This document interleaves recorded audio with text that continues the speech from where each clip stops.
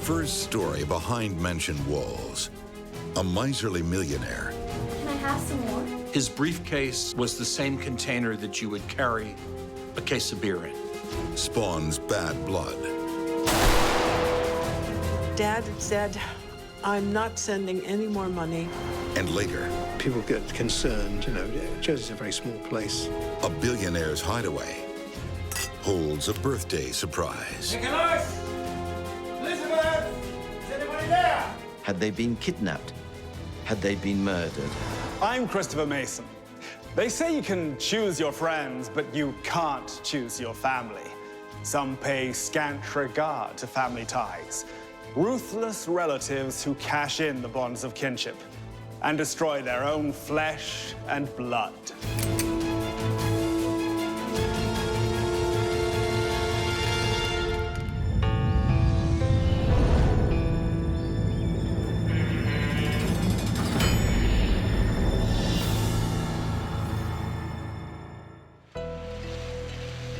In a dilapidated warehouse in Salt Lake City, an old man lies dead. He'd been shot twice. Shot with a .357 Magnum. His contents from his pockets were spread out. He didn't have a lot of cash on him. Who would want to rob and kill this shabbily dressed man? It was an area of Salt Lake where hobos and vagrants would often get on and off the train. But looks can be deceiving.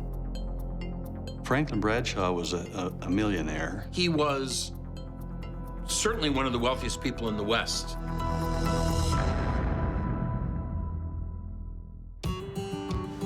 Salt Lake City, for its Mormon founders, the kingdom of God on earth. Like the rest of America, the kingdom thrives in the industrial boom after World War II. As families sprawl out to the suburbs, Utah businessman Franklin Bradshaw sees two surefire moneymakers: cars and fuel. Franklin Bradshaw essentially started with nothing, except a very strong work ethic. Franklin sets up a string of auto parts stores across Utah. The real money, though, came from federal oil and gas leases. He was one of the largest holders of oil leases in the United States. And from that, he amassed a fortune. By the late 1950s, Franklin's business is booming. But you wouldn't know it. Can we do a sandwich, Papa? Thanks, sweetie.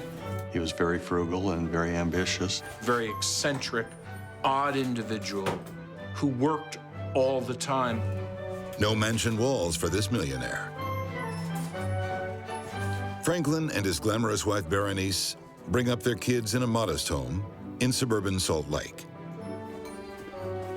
His oldest daughter, Marilyn, remembers her father's only pleasure was work. He would get up every morning and he'd be to work at 7 o'clock in the morning. And that was 7 days a week. All of his life that I know of. His briefcase was the same container that you would carry a case of beer in. He put everything in it. He took to work every morning. The eccentric auto parts king pours almost every penny he earns back into his business. Anything else is darn wasteful. Can I have some more? It's just strange that somebody would be worth that kind of money and not spend it. Daughter Marilyn doesn't mind. She helps her father build his empire. I worked with him. I spent summers working at the auto parts store. I got a feeling of how everybody respected him. But some family members despair of their miserly life.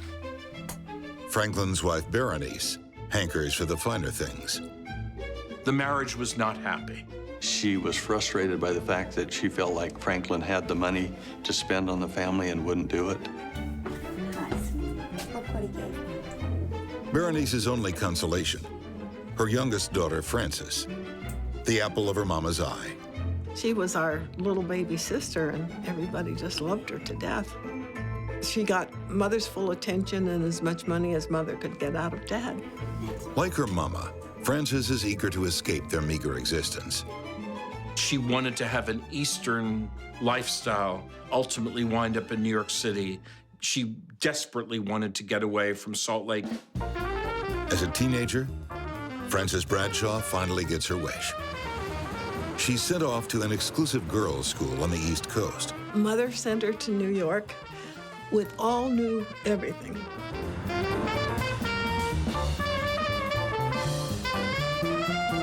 One bite of the Big Apple, and Frances is hooked. She wanted to live on the Upper East Side of New York. In fact, that's the only place she ever lived, in New York. 2 decades and 2 husbands later, the Bradshaw heiress is now Frances Schroeder, and she's firmly entrenched among New York's notables. Her mother, Berenice, often escapes Utah for a taste of her daughter's enviable life. Bernice would make trips to New York because she, too, wanted a more glamorous life, had wanted that from the beginning.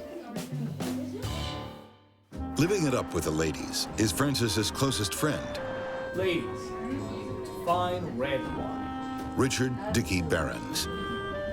They seemed to gravitate together. It was strictly a friendship, I'm sure, and they just liked to get together and talk about things and plan things that they never did. One thing Frances never does is earn her own money. Frances had no source except Mother. So anything that was done in Frances's name came from Mother. And Mama's money comes, begrudgingly, from Daddy. By now, Franklin Bradshaw is in his 70s, but he still likes to keep his hands dirty with auto parts. Here's a man worth millions of dollars, 76 years old, he's still working. Frances might reject her father's work ethic, but her 2 sons, Mark and Larry, don't. The teenage boys spend their vacations in Utah, helping out at Grandpa's warehouse. Our parents would invite the boys to Utah to spend the summers. And so they came out and worked the entire summer down at the Bradshaw Auto Parts store. In the summer of 1977, Franklin Bradshaw is struck down by a mystery virus. Luckily, the boys are on hand to nurse Grandpa back to good health. He had a strong constitution. He did his push-ups every day. He drank all these kind of crazy things that now everybody thinks they're not crazy. Choline and inositol, and he was in fighting shape. It didn't kill him. On a summer's day in 1978, Franklin Bradshaw has no grandsons to help out. It's Sunday morning. Franklin is the first one in. The auto parts store is still closed, but that won't stop this early morning caller.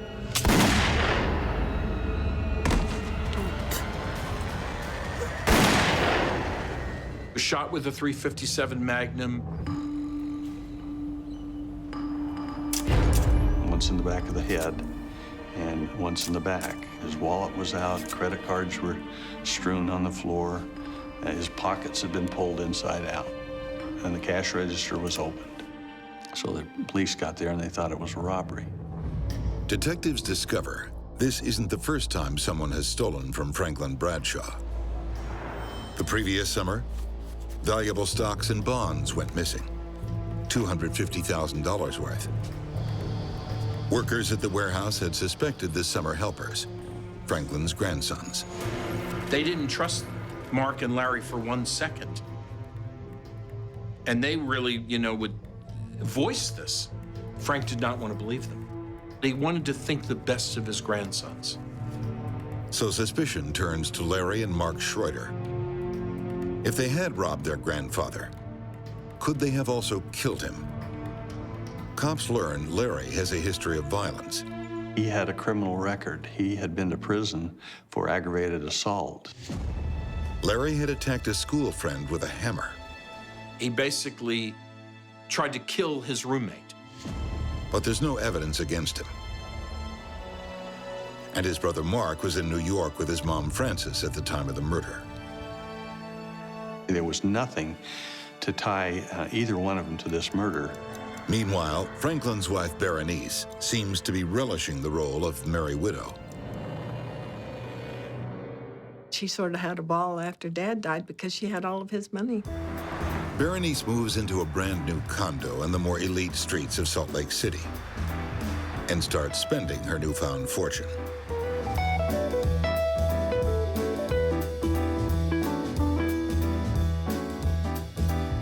More money for Berenice means more money for favorite daughter Frances.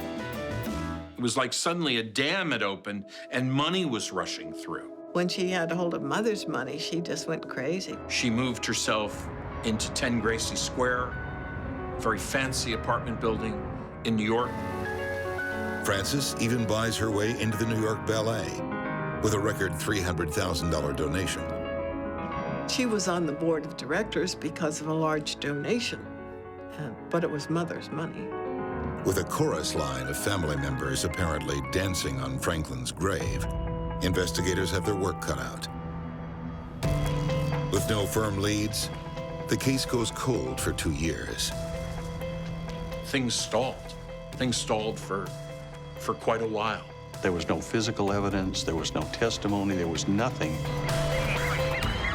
And then we got a break on the case. So I put it on the counter, and I said, I think this bag contains a gun, and I think it's a gun that killed my father. Plenty of rich people I know are extremely cheap. That's one way of staying rich. Looks like Franklin Bradshaw has just been punished for his penny-pinching ways. And it seems everyone in his family has a motive to kill him. One of them even has the murder weapon. 2 years after Franklin is shot dead, his oldest daughter, Marilyn, has a special delivery for the NYPD. I walked in and I said, who's in charge here? And the officer said, I am. So I put it on the counter and I said, I think this bag contains a gun. And I think it's a gun that killed my father. Everybody jumped up to look in the bag to see what it was. And sure enough, it was a gun.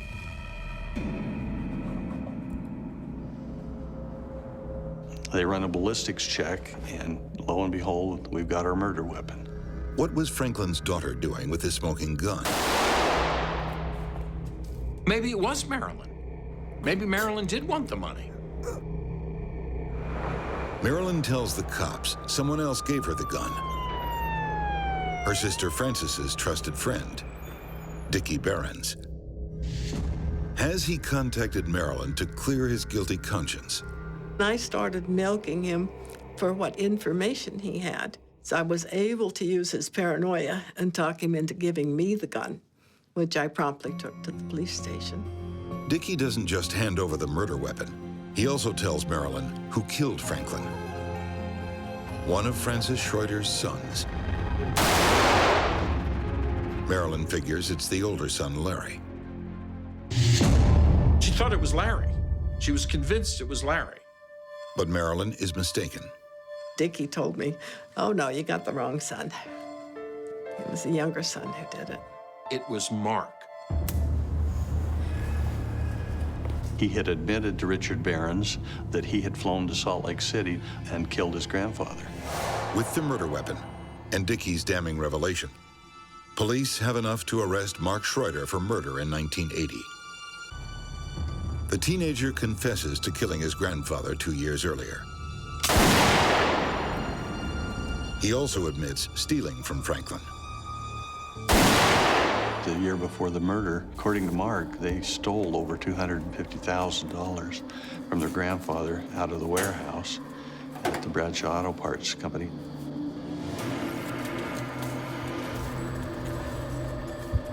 Mark wasn't just lining his pockets that summer. He was lacing Granddad's gruel.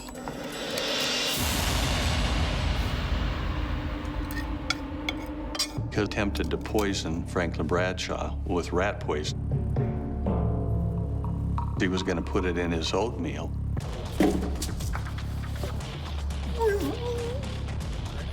Cramps. So why would Mark Schroeder be targeting his grandfather? Mark said that his mother had put him up to it. This was all done at her request and her instruction. Get out! Was Mark simply a pawn in a deadly family game? Frances certainly liked control. She was not a very good mother. She had what we call a narcissistic personality. Everything had to be her way. There was no compromise. This Manhattan mom was more interested in scaling the social ladder than playing parent. Mark said that she would sometimes lock them out of the apartment, sometimes for days, and not let them come back. One part of Mark's story doesn't add up. Why would Frances cut off the hand that feeds her? How could she possibly have persuaded her son to do this? And the even larger question was, why? Could Mark be framing his mother as revenge for her poor parenting? Police decide to arrest Frances Schroeder, Can we come in, please, ma'am? raiding her apartment on the Upper East Side. Excuse me, ma'am. When they came in, Frances was on her way out the window. And they're not sure whether she was going to commit suicide or whether she was just trying to hide by climbing out the window, but they literally had to pull her back inside the apartment.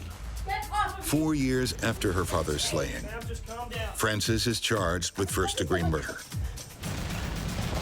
She pleads innocent, insisting her son Mark acted alone. After she got charged, she put all of the blame just on Mark and said it was all his idea. He carried it out on his own. Utah is poised for a sensational trial as mother and son go head-to-head. For Sister Marilyn, it seems surreal. The reason I can talk about it, I was able to step back and watch it happen. Someone not content to sit back and watch is Frances's faithful pal, Dickie Behrens. The man who held the murder weapon also holds the key to this case. Now swirl. Frances Schroeder stands accused of her father Franklin Bradshaw's murder. The star witness is her trusted confidant, Dickie Behrens. He has already implicated her son, Mark. Now, Dickie is about to put his old pal Frances in the social pages for all the wrong reasons. Frances owed Richard Behrens $3,500, and she would not pay him. That's loose change for Frances. But that unpaid debt is enough to make Dickie spill the beans. Frances had told him that she was behind it, and she was going to have her father killed because he was going to change the will and cut her out entirely.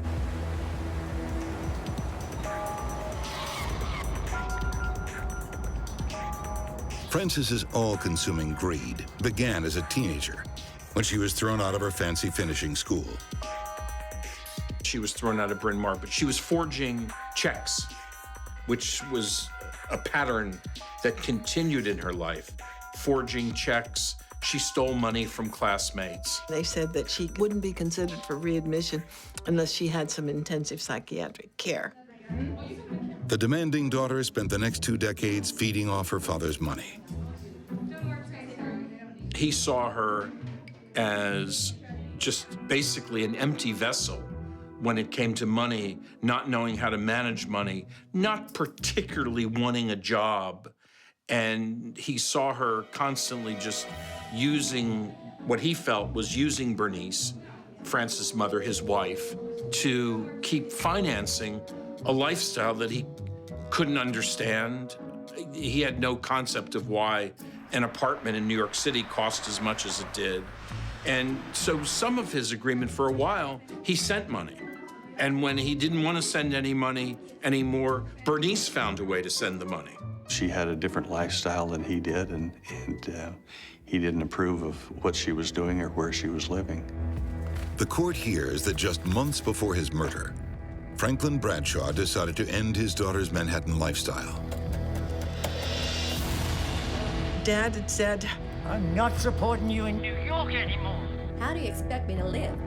You can come back to Utah. but I'm not supporting you in New York anymore. I'm not coming back to Utah. I don't care what you do, but I'm not sending you any more money. Swamping New York high society for suburban Utah is too much to bear for Frances. She knows she'll have her mother's support if her father is out of the way. The reason Dad was killed was because Frances knew that if Mother had Dad's money, Frances had it. At first, Frances seeks professional help. There was apparently a hitman that Frances had engaged the services of for $5,000 to kill Franklin Bradshaw. He took the money, but he never came to Salt Lake to carry out the murder. Burned on the murder deal, Frances looks closer to home. Her 17-year-old son, Mark. He wanted to please his mother. He did not want to be out in the cold. Her basic thing to Mark was, you have to do this. Grandpa's old. He's got a lot of money. You need to do this so that your family can survive. You need to do this for us. That's the right thing to do. Her rationale was, it's not really killing, Mark. It's not really killing. It's the right thing to do for us. Mark Schroeder flies to Salt Lake City. He knows his grandfather will be the only one working early on a Sunday morning.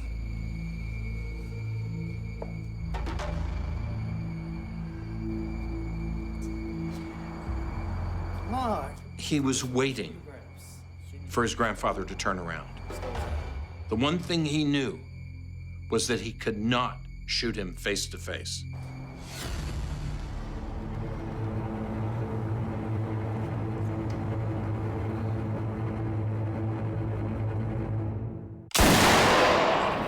One shot to the back, which sent him hurtling to the floor, face down.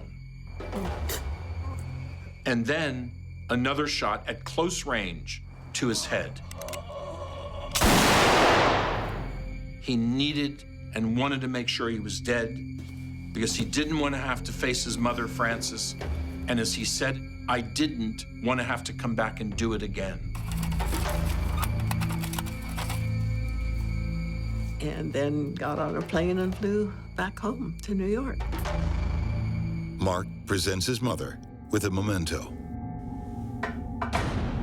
She told her son what to do, and he followed orders. And I think he brought the gun back to prove to his mother that he's the one that had done it. I did it. Are you sure? Yes, I'm sure.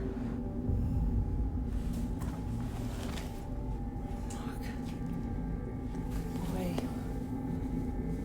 what's the right thing to do? But Mark is mommy's boy no more. His testimony against her helps the murder charge stick.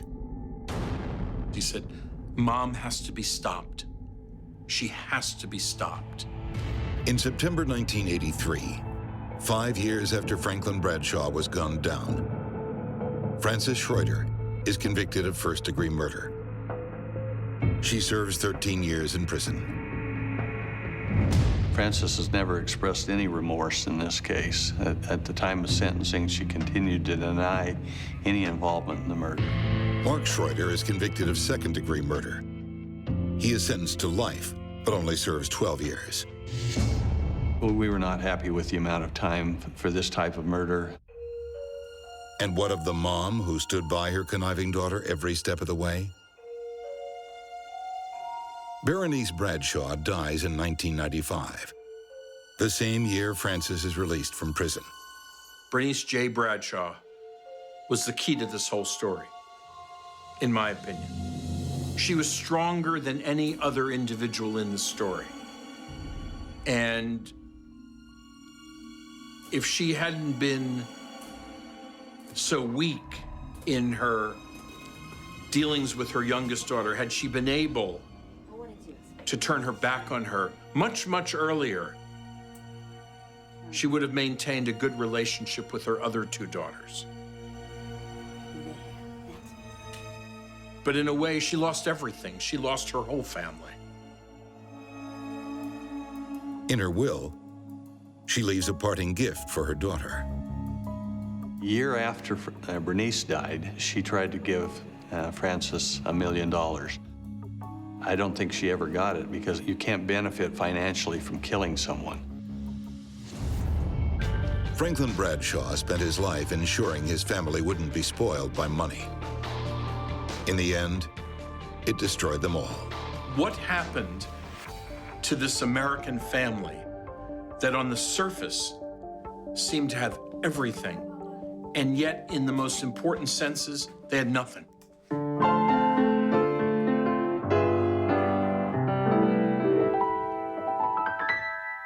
Ah, families. One minute they're all having a jolly sing-song around the piano. The next, someone's orchestrating a murderous vendetta. And when you add serious money to the mix, things can go decidedly off-key, as one family finds out when their world comes crashing down.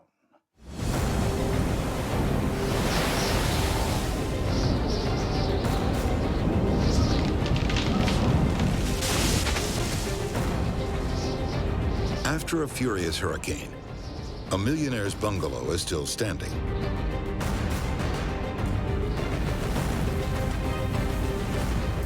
But a friend senses something's not right. It was very, very strange. The post had accumulated. The house was unlocked. The cars were there. The house is like a sauna. The heating was on very, very high. Owners Nicholas and Elizabeth Newell have been out of contact for days. Nicholas! Elizabeth! Is anybody there? It's as if nature herself has swallowed the wealthy couple. Elizabeth and Nicholas Newell just disappeared from the face of the earth. They were never seen again. The tiny windswept island of Jersey, a remote British hideaway in the English Channel, straddling two cultures. It's a kind of mixture of England and France. It's got beautiful rolling green fields, tiny little alleyways. Jersey's best known for its brown cows, its beaches, and its billion-dollar bank accounts. It's a tax haven. Got a few $1 million to hide? Forget the Cayman Islands or the Bahamas. Jersey's the #1 offshore tax shelter on the planet. Roughly $5 billion per square mile is invested here. A treasure island for cashed-up British folk, like Nicholas and Elizabeth Newell. They were from well-to-do, historic, moneyed Scottish industrial families, and they were both heirs to quite substantial sums of money. And they had a rather good life. The affluent couple both studied at a prestigious British university. St. Andrews University is a very beautiful, historic academic institution where, later on, Kate Middleton would meet and fall in love with Prince William. And that's where Elizabeth and Nicholas met. They trained to become school teachers, but their privileged background meant Nicholas and Elizabeth could quit teaching the 3 R's to sail the 7 seas. They had a dream, and their dream was to go on a beautiful trip to the West Indies on their boat and take the little boys with them. Nicholas Newell's family made their fortune making nuts and bolts for the shipping industry. With the sea in his blood and an inheritance to protect, Nicholas happily sets up home in this millionaire's tax haven in 1967, with his wife Elizabeth and their young sons Mark and Roderick. And home is no beach shack. Crow's Nest is a beautiful house overlooking the Atlantic. It's really magnificent. I'm sure the property now is worth a fortune. They fell in love with Jersey, like a lot of people did, and they decided that the boys would grow up there. And grow up they did. 20 years later, the Newell boys have left their island home behind. Mark becomes a high-flying bonds dealer in Paris, while older son Roderick's a military man, an officer in one of Britain's most prestigious regiments. In October 1987, the 2 sons make a surprise trip home for their mother's 48th birthday. They take Nicholas and Elizabeth to one of Jersey's finest restaurants, where they dine on lobster and lavish desserts. The champagne flows freely at the sumptuous dinner.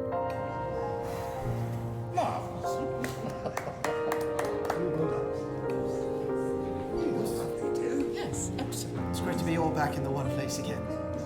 But this will be the family's last supper together. And after that meal, Elizabeth and Nicholas Newell just disappeared from the face of the earth. They were never seen again. Storm clouds are gathering over the tiny tax haven of Jersey. On October 15th, 1987, days after Elizabeth Newell's elaborate birthday bash, Jersey is hit by a hurricane. The island's grand mansions aren't the only casualties. Elizabeth and Nicholas Newell also seem to have gone with the wind.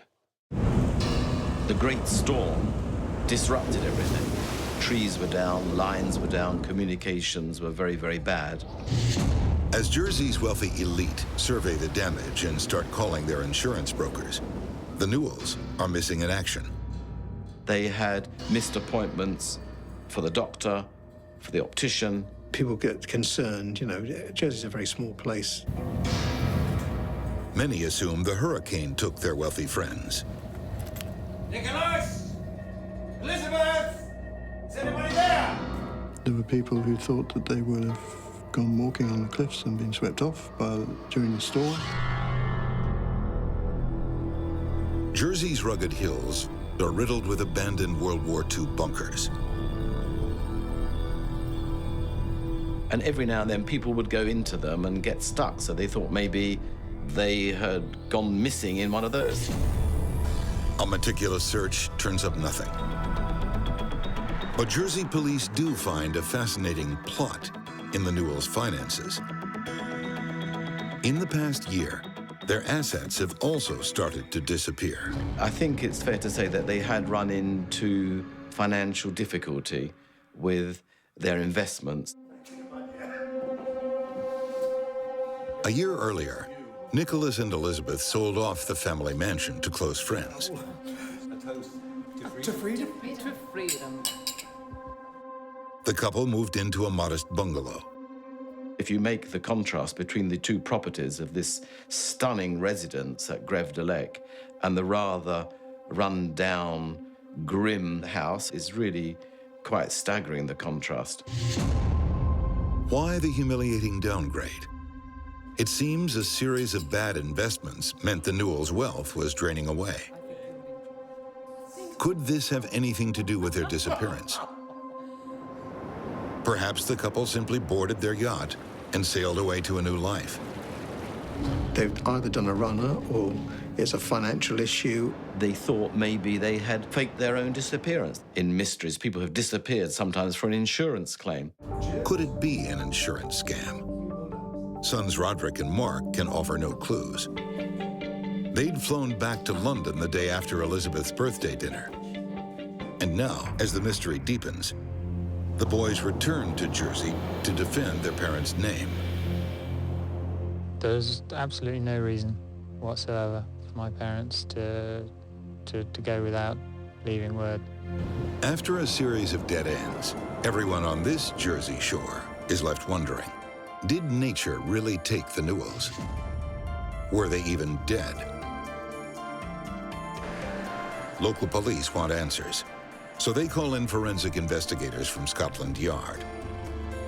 And as they comb the storm-damaged bungalow, they find the first clue. All around the fireplace, there were tiny, tiny, dark brown stains and marks. After they'd ripped up the carpets and found that there was still blood underneath the carpets, then that was the scene, and the thing was treated entirely differently after that.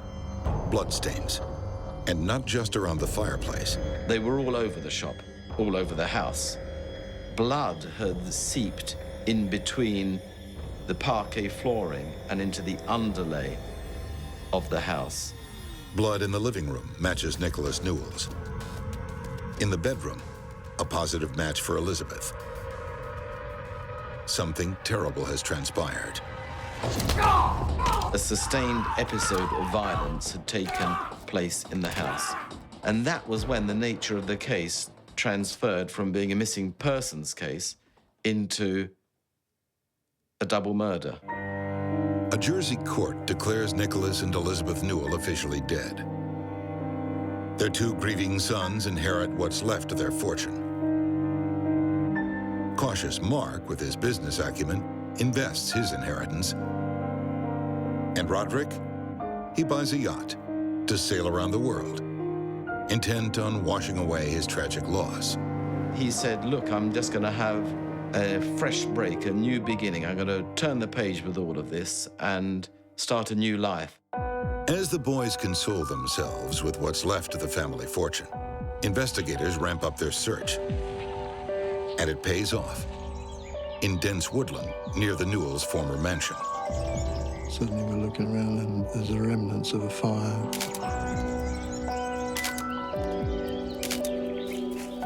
In the ashes of a bonfire, more intriguing clues. Spectacles that had been prescribed to Nicholas. Nicholas Newell's glasses and Elizabeth Newell's handbag. Police dig up the site, expecting to find human remains. They find nothing. Without bodies, the case drags on for 5 years. But over time, more family secrets bubble to the surface. I think the parents were, like a lot of British people, a little bit cold and remote. There wasn't a lot of love shown there. It seems Mark and Roderick Newell had a rocky relationship with their parents. Mark's childhood friend Nick Simon says the Newell boys were banished to boarding school at a young age. I think from the age of 8, quite sort of harsh upbringing, you know. So 8 years old is quite young to go to school by yourself. When they weren't away at boarding school, the boys spent holidays at their uncle's home in Scotland. For weeks at a time in the summer, whilst the parents, who were consumed with their own lives, got on with enjoying themselves in Jersey. The children were not a nuisance exactly, but they weren't completely included into the embrace of the family. Did the boys have a vendetta against their parents? They were the last people to see them alive. One person who doesn't trust them is Nicholas Newell's brother, Stephen. Uncle Stephen, Nicholas's identical twin brother, always suspected the boys. Suspicions are not enough. He needed hard evidence. Stephen is approached by police with a plan. He arranges a rendezvous with Roderick Newell at a Scottish hotel, with cops recording every word. My brief to Stephen had been, don't, under any circumstances, lead him down the path because this will end up inadmissible. Let him do the talking. And Roderick has plenty to talk about. In a cozy hotel in Scotland, 5 years after his parents' murder, Roderick Newell peers into the face of his dead father. Uncle Stephen, Nicholas's identical twin brother. Roderick has something to get off his chest. I killed them. This most compelling confession to double murder. He knows exactly where his parents are buried. You don't talk about bodies being found easily unless you know where they are. Roderick has no idea his uncle is wired, and police are standing by to arrest him. After pouring his heart out, he quickly wraps it up. Roderick composes himself and then takes his leave after admitting, it would appear, to killing his parents. After the meeting, Roderick uses his military training to disappear. I don't know how it happened, but Roderick, a bright lad, he gave the police the slip, and he sped off into the night. Roderick takes flight on the high seas, sailing his yacht into international waters. Jersey police launch a worldwide manhunt. Interpol, GCHQ, the spy headquarters, the FBI, everybody's looking for Roderick. With Roderick on the run, cops contact his brother Mark in Paris, but he's keeping tight-lipped. Mark, meanwhile, had not said a word to anybody. A few weeks later, Roderick's yacht is spotted off Gibraltar, a British outpost in the Mediterranean Sea. Police use the Royal Navy to set a trap, waving him down for a routine customs check. He then got into a little rowing boat. He climbed up to get onto the ship itself. On the way up, a member of the Royal Gibraltar Police said to him, "Boy, have we got a surprise for you." After years of intrigue, Jersey's most famous murder case is about to be solved. Roderick Newell is charged with double murder. When he arrives back on Jersey, Roderick tells all, revealing a sorry tale of greed played out the night of Elizabeth Newell's birthday dinner. After the meal, they went back to the house. There was some more drinking apparently that went on, although apparently that night Mark didn't join in the drinking. Mark returns to his apartment on the island, leaving Roderick alone with his parents, a decision that might have cost them their lives. Roderick says that an argument developed during the meal, and then the argument continued afterwards at the family home. Roderick is furious that Nicholas and Elizabeth have sold the family mansion. And now you're squandering our inheritance. I am your father, and you will show me some respect. I have no respect for you. Roderick flipped. He had a history of flipping. He was a hothead. He was a bit of a wild boy. He had a temper. He's also trained in martial arts and grabs a set of Japanese rice flails, or nunchucks.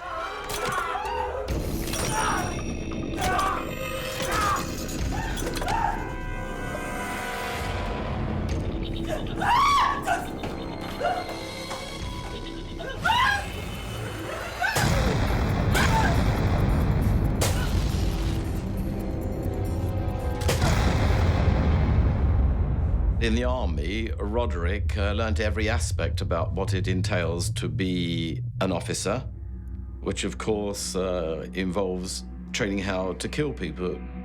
But it was certainly a very violent death. There were lots of blood all over the shop, unfortunately.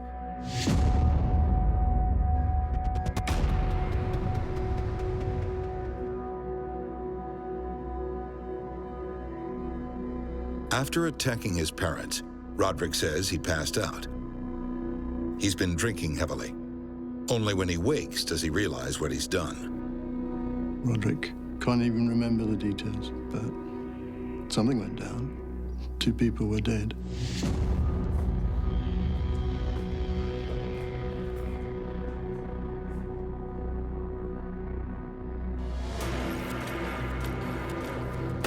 He calls the only person left to turn to, his younger brother, Mark. Hello? I killed him. What do you mean? I remember hitting him, but I don't remember hitting her. Are you sure that they're dead? Yes, I'm sure! He had to weigh up in 1 second the loyalty to his parents and the loyalty to his brother. Calm down. I'll have to kill myself. No! I'm coming over now. Don't do anything.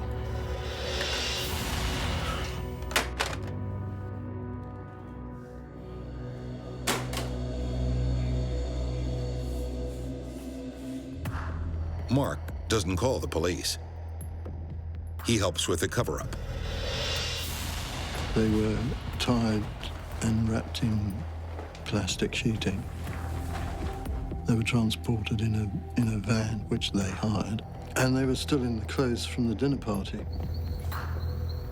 The boys take their mother and father to where it all began, near their childhood home of Crow's Nest. And there, they buried their parents and threw them into these graves, covered up, and off they went. And that's where they languished for some 5 years or so. The brothers then return to the bungalow to scrub the crime scene. A major attempted cleanup took place at the house. Come on, leave it. It's good enough. Let's go. Leave it. The heating must have been turned on to dry out not just the carpet, but the bed linen, which had been washed, but in a very kind of young manish guy sort of way. It hadn't been properly done.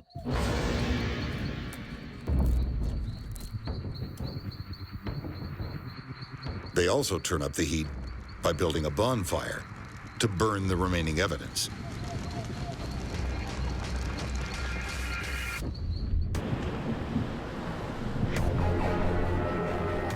The boys leave the island, and days later, the great storm helps cover their tracks. The scene where they were buried could well have been visited much sooner by people who walked that area had it not been for the storm. Those bodies were well buried. Only an army officer, I reckon, could have done that in the middle of the night. After Roderick's detailed confession to the cops, his brother Mark finally admits he helped dispose of his parents' bodies. Roderick directs detectives to the burial site, where the bodies of Nicholas and Elizabeth Newell are recovered.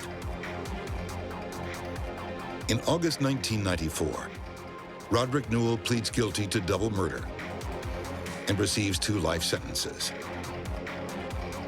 Mark pleads guilty to being an accessory to murder twice and receives 2 concurrent 6-year terms. But good breeding and good behavior pay dividends, even in prison. After just 20 months in Her Majesty's custody, Mark Newell is released.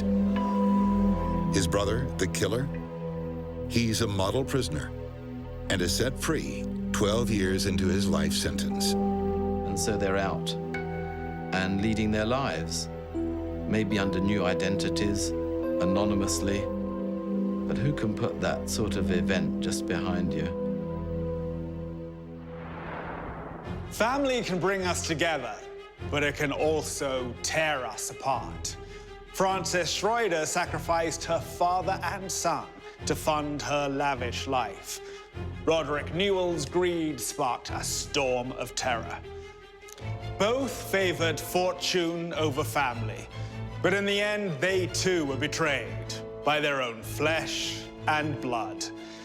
Till next time we meet behind mansion walls, I'm Christopher Mason.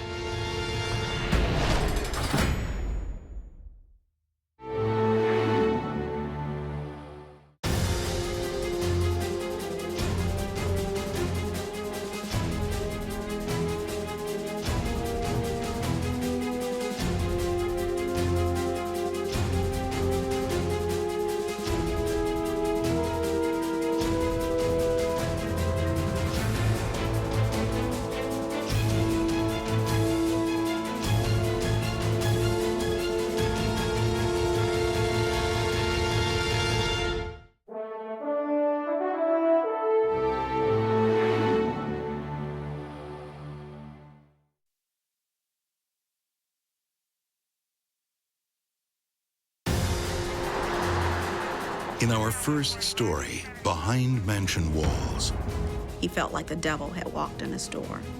he was to the manner brawn. She had the face of an angel.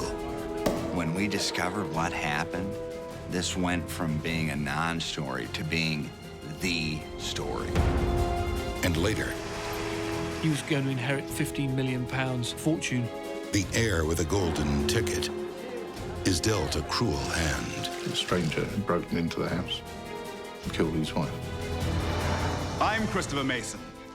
Being born into a wealthy dynasty can be a blessing and a burden.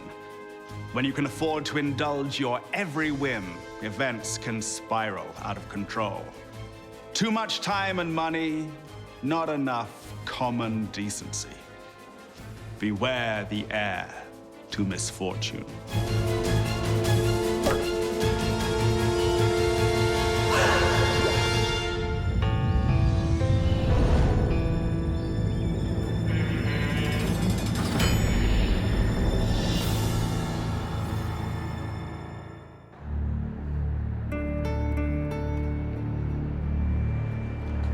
beautiful girl, a bright future. Her life was limitless. She was going to do great things. Want to celebrate? But Diana DeMeo is about to make a fatal mistake. She made a bad choice. It cost her life.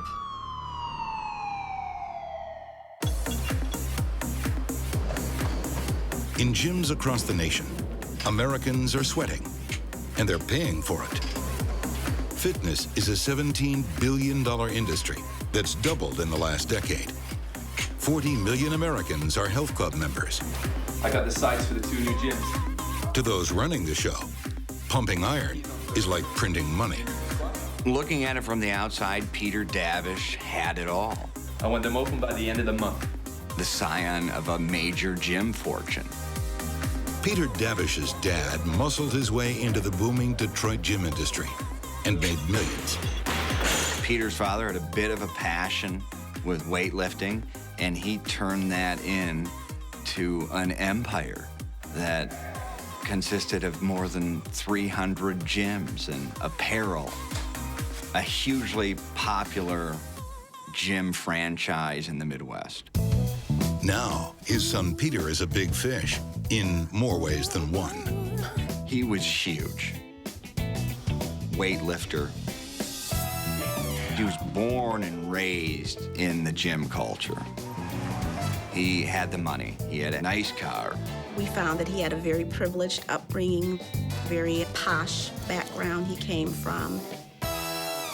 He lived a very luxurious lifestyle. In early 2010, moneyed and muscled Peter starts hanging out with his former classmate, Diana DeMeo.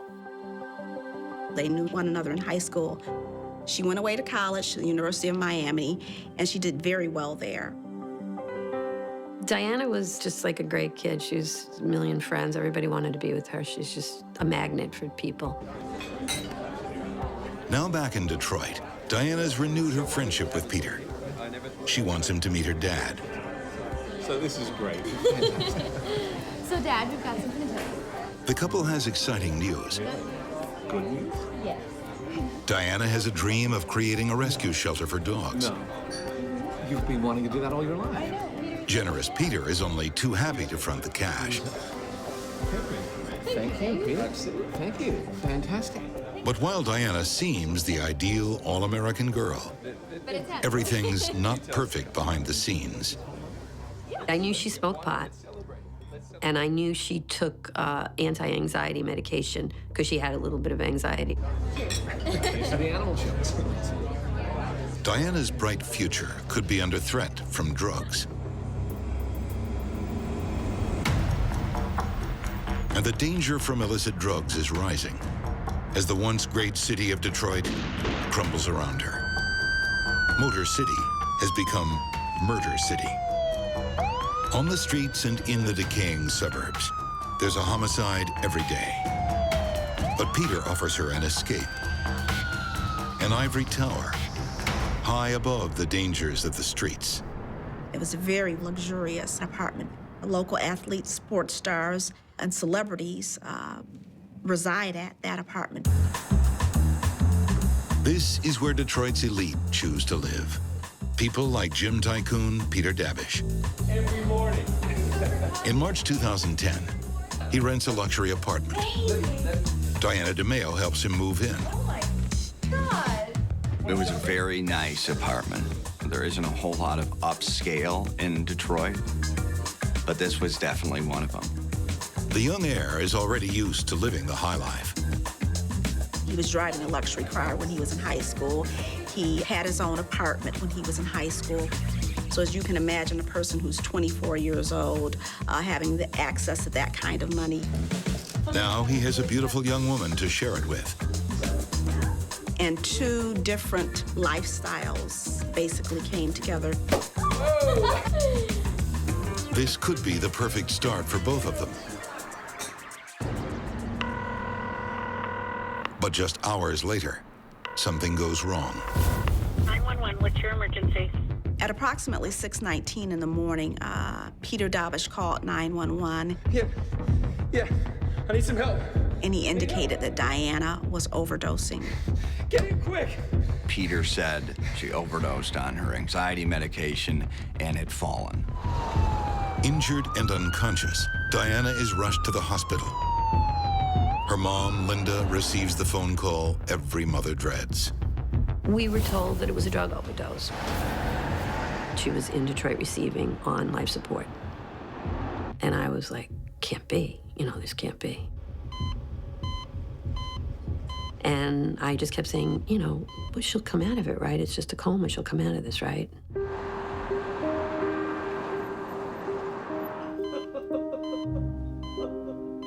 They finally convinced me that she was never coming back. And I think the family is faced with the worst decision any family could be faced with.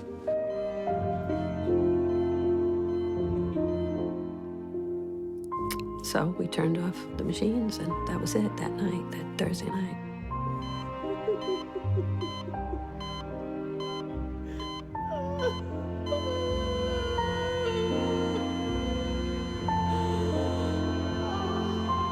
It was horrendous for everybody. We were just all in shock. You know, it's just not what you ever think's gonna happen to your kid. A week later, friends and family gathered to commemorate Diana's life.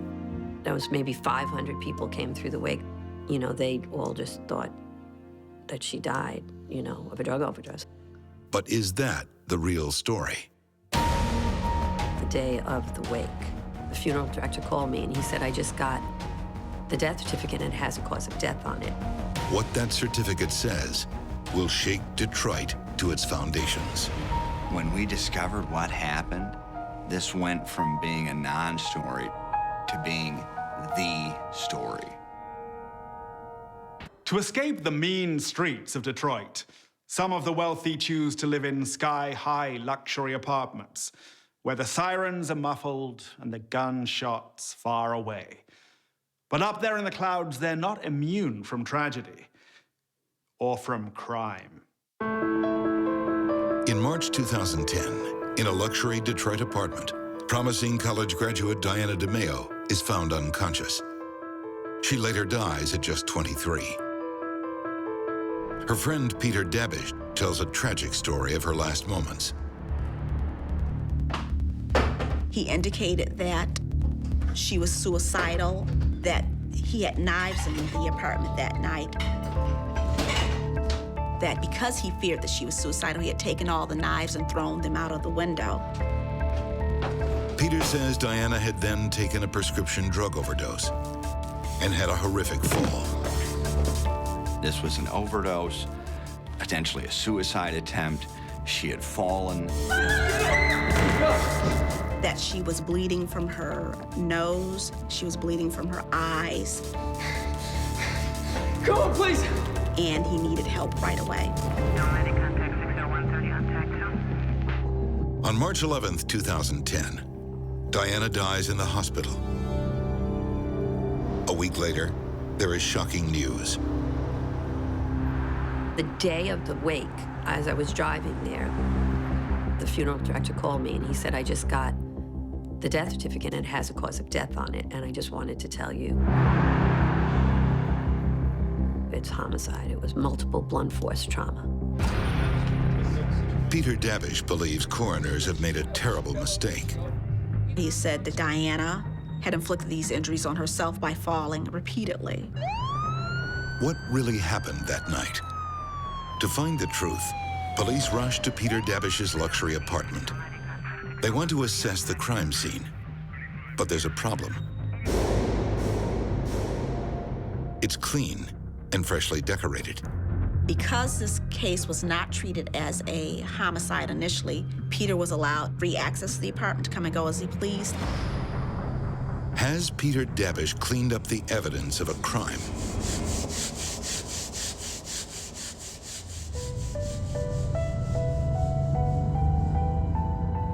Weeks earlier, Diana's dad had dinner with his daughter and Peter Davish.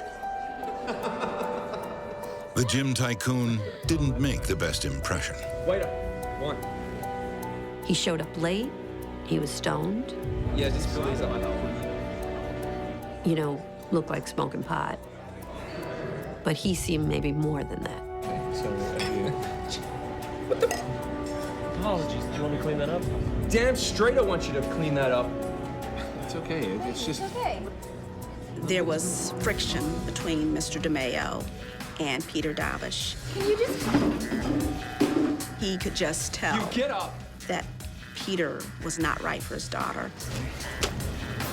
But you can't convict based on a father's intuition. If Peter Davish is a killer, police need proof. When the police did go back and start to investigate, they found that a cabinet door in the kitchen was removed and placed down into the storeroom. The police were able to go down, retrieve that door, and take it to the crime lab and determine that there were 3 distinct blows that impacted that door, causing the damage. If the door was hit by Diana's head as she slumped to the floor, why were there 3 separate impact points? Cops dig up Peter Davish's history, looking for anything that might suggest criminal tendencies. Despite being raised with access to money and given much, he was always working a hustle, and drugs was one of them. Turns out, if anyone has a problem with drugs, it's Peter Davish.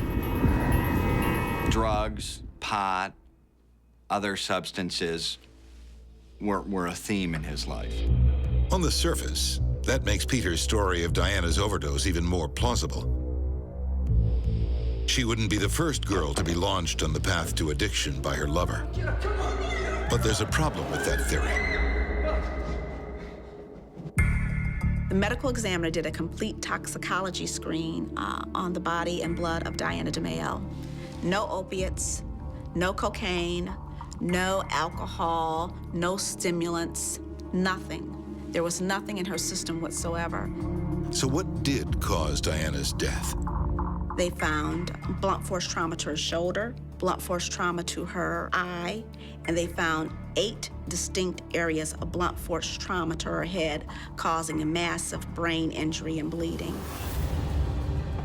The findings suggest Diana came to a violent end.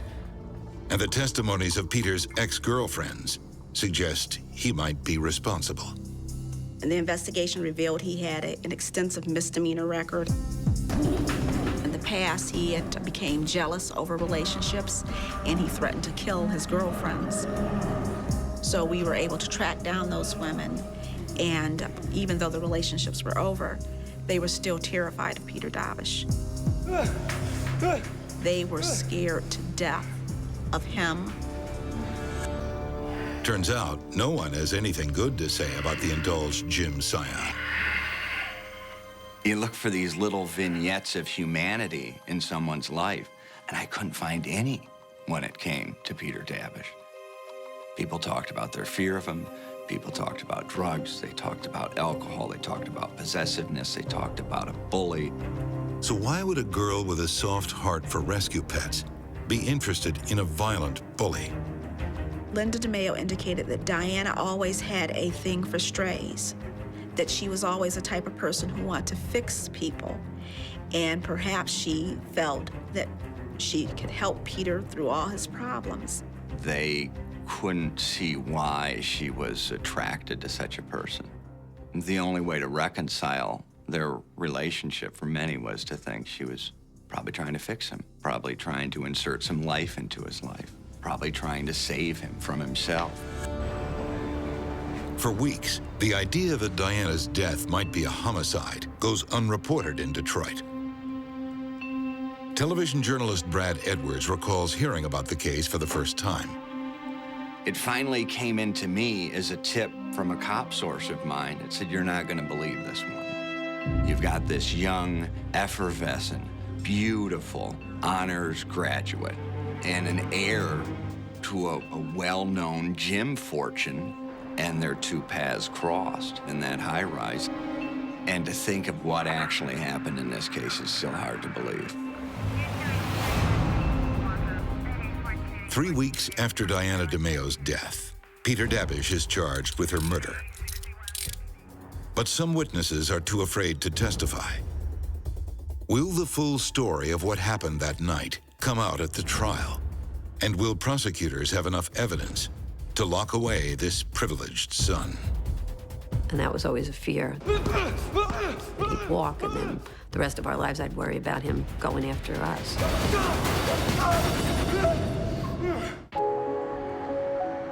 In 2010, Detroit is gripped by a story where wealth and violence collide. Looking at it from the outside, Peter Davish had it all. Probably the quintessential silver spoon in his mouth type story. But his arc started very early on to turn dark. When Ed DeMeo first met Jim tycoon Peter Davish, an ominous feeling came over him. Can we just go back to dinner? Mr. DeMeo indicated that when he first met Peter, he felt like the devil had walked in his door. And now it appears Ed's instinct might be right. On March 31st, 2010, Peter Davish is arrested for the murder of Ed's daughter, Diana.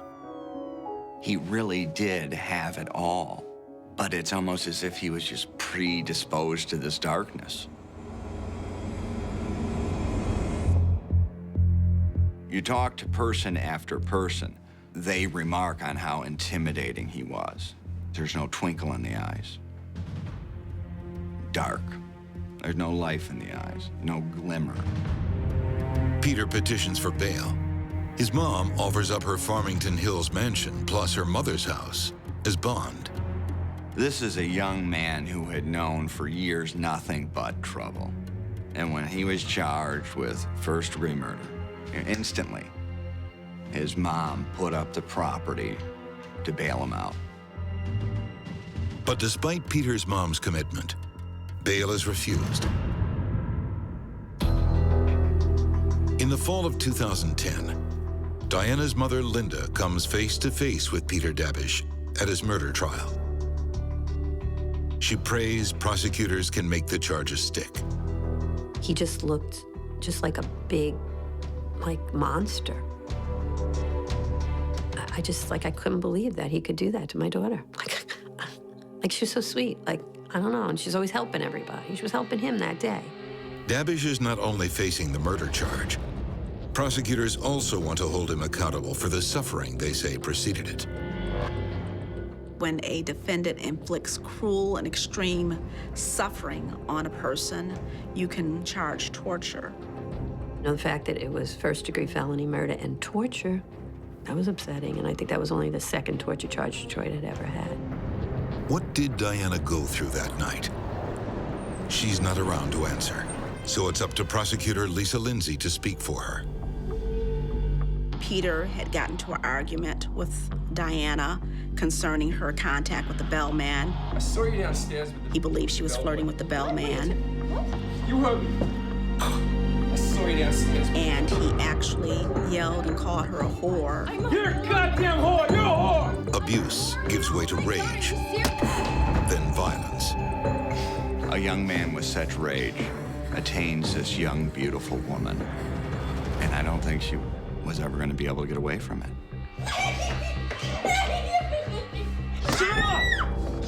Basically, he trapped her like an animal in a small corner of the apartment. Her injuries indicated that the beating happened over a prolonged period of time. This was not a rage situation where he beat her out of a rage and stopped. This indicated it went on for quite some time.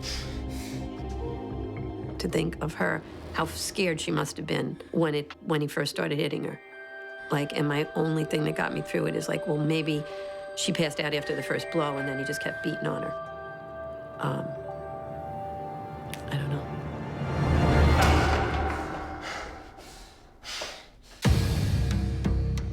When emergency services arrives, Davish blames the injuries on Diana herself. Peter was apparently angry, Even unconscious female, early 20s. swearing at Diana to the officers, Bitch overdosed. It's okay. It's okay, sir. saying that she overdosed, that you know. She fell, hit her head. Although they suspect this isn't an overdose, emergency personnel are focused on saving Diana's life. I'm calling the medical evacuation. One of the main concerns, and maybe why there were so many apparent oversights early on, is that she was alive and the goal was to save her life. When Diana's in the hospital, Davish maintains the charade, trying to blame the fictional overdose on Diana's depression. The only thing she overdosed on was Peter Davish. Meanwhile, prosecutors believe Peter cleaned up the crime scene, but didn't do a thorough job. There was blood spatter in an isolated corner of the apartment, and there was also blood spatter on the ceiling directly above where that corner was. It's chilling proof of his terrible crime. There were lots of signs at that point that there was blood everywhere and splatters on the wall, and, you know, it looked like a crime scene. And it is our belief, based on the physical evidence and what happened, is that she just ran into that corner, was cowering, and Peter stood over her and pummeled her. Diana endures his savage blows, not for seconds or minutes, but for hours. Diana had both fresh and dried blood on her body, which would indicate that there was some period of time between the initial infliction of injuries and then new infliction of more injuries. We know she died of multiple blunt force strikes. And there was no murder weapon. You know, there's no bat, no hammer. Police think he did this with his bare hands. And he is a massive guy. And she's just a little gal, 110 pounds, 5'1", this petite little gal, and this giant monster.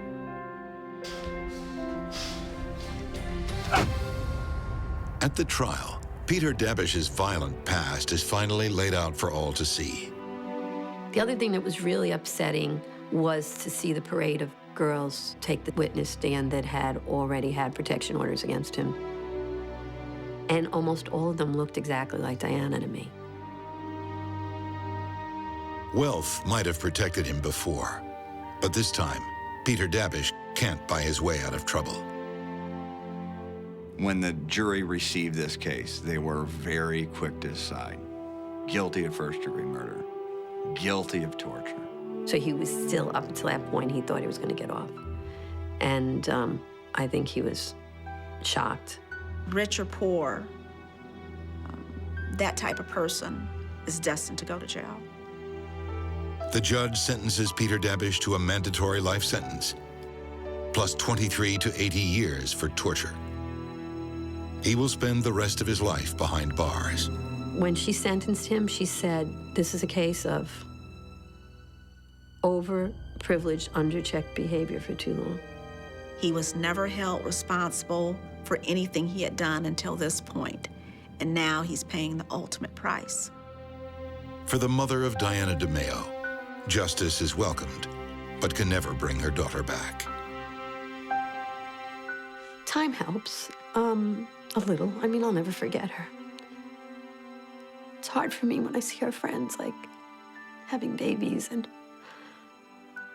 getting married and having careers and, you know, doing everything that she was supposed to be doing.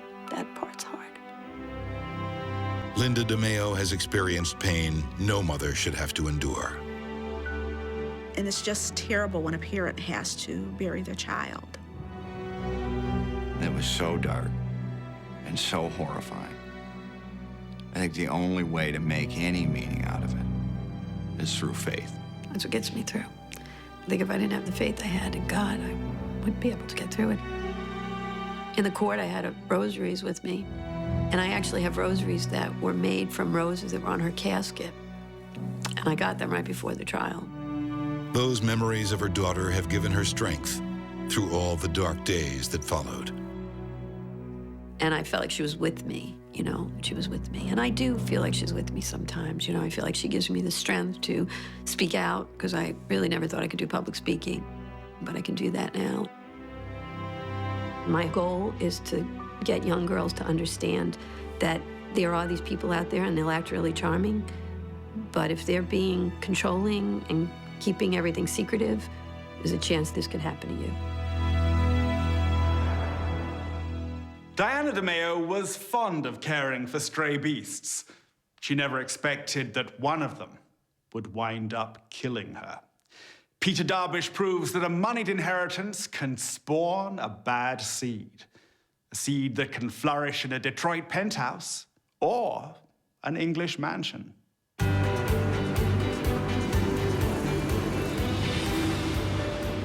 New Year's Eve, 1999. In London, England, Alan and Nadine Phillips have two reasons to celebrate.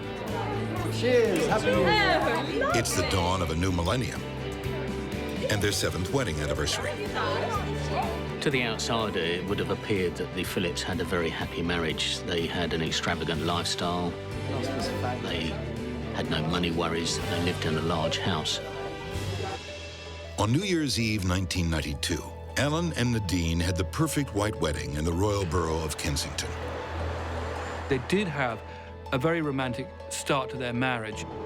They travel the world, then settle into wedded bliss in the distinguished streets of southwest London, just steps from the exclusive King's Road. Nadine and Alan Phillips were upper-class people. They lived in Fulham, which is famously what we call a Sloaney neighbourhood of London. Oh, yes, yes, and I love... Alan Phillips, he was from a very wealthy family. His wife went to the gym at Princess Diana's gym, the Harbour Club. You know, we met him. She certainly moved in those kinds of exclusive circles. She was very charming, attractive, full of life, very sociable. Incredibly, this fabulous lifestyle is all paid for by hot air. Most pubs in Britain, when you went into them, had a hand dryer in them where you push the button and you dry your hands. Alan's dad made $40 million from supplying hand dryers. When he dies and bequeaths his fortune, Alan and his wife will never need to get their hands dirty. He was going to inherit £15 million fortune. While they wait for the inheritance, the couple establishes a successful childcare business. They were a wealthy couple in their own right. They'd recently sold a nursery for a significant sum of money. Those had been sold for $2 million, and they had something like £400,000 in their bank account. Oh, really? Money in the bank and a huge inheritance on the way. By their mid-30s, the Phillips have a glorious future laid out before them. From the outside, they did give the appearances of being almost the perfect couple. They had a beautiful house in Fulham, 3 happy, healthy girls, and as much money as most people could ever wish for. But just over 4 months after this Millennium Eve, the Phillips' future will be in ruins.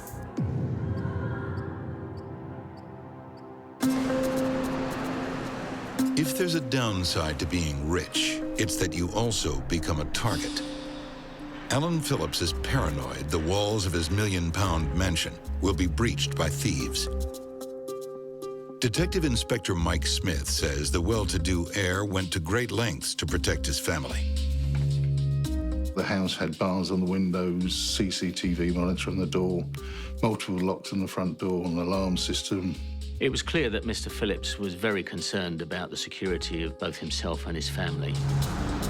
The most secure area in the lavish townhouse is Alan's upstairs office. His room on the top floor was like a safe room. It had a really thick steel door to it with multiple locks. On May 15th, 2000, Alan is working late into the night. It was soundproofed. He could lock himself away in there and not know what's going on anywhere else in the house. At midnight, Alan goes downstairs and discovers the front door open. It's unusual, but there's nothing to suggest an intruder.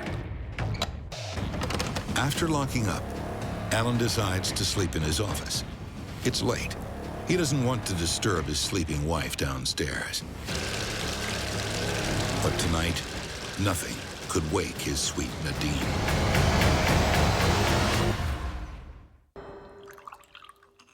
English businessman Alan Phillips is indeed a fortunate man. Already worth millions, he's about to inherit another 20 million or so. But as this wealthy heir will soon discover, no amount of cash can cushion you from heartbreak.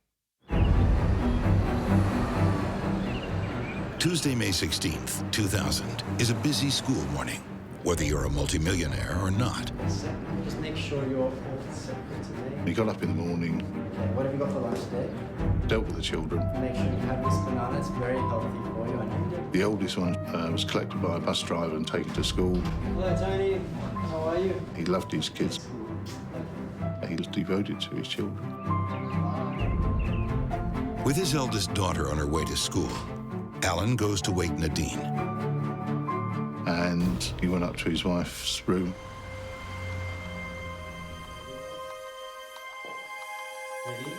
And found her lying in the bath. Darling. Nadine, what happened? Wake up, darling. Mr. Nadine. Phillips had called the London Ambulance Service just before 11 o'clock in the morning to report his wife collapsed in the bath. It's my wife. She's lying in the bathtub and she's unconscious. No, she's The not breathing. paramedics deduced from the rigor mortis that she'd been dead for some hours. At first, Alan can't recall anything unusual about the previous evening. I don't know what. He said he'd been in bed from early evening in his room on the top floor while his wife and children slept on the first floor. The young mother is pronounced dead from drowning. But Detective Sergeant Steve Smith soon realizes this is no accident. Upon examination of the body, we found some linear bruising towards the top of the arm above the elbow, which we couldn't really interpret what had caused those marks. Alan can't explain the marks either. Then he remembers something. Last night, there'd been an unexpected visitor at his mansion door. Alan Phillips' story to the police was that the night before, at about 8:30, there'd been a knock on the door from a black man who he described as an evil weirdo. I brought you firewood, you never paid me. I brought you firewood. He said that his wife had had an altercation with an Afro-Caribbean man sometime during the evening. Suddenly, Alan recalls something that happened later that night. Something that seemed unimportant at the time, but may now hold deadly significance. He had described finding the door open. He suggested that an intruder had got into the house. Did the stranger return in the early hours and gain access to the Phillips mansion? Could Nadine's death be the result of a botched robbery attempt? It was early to late evening. She was getting ready for bed when she was attacked.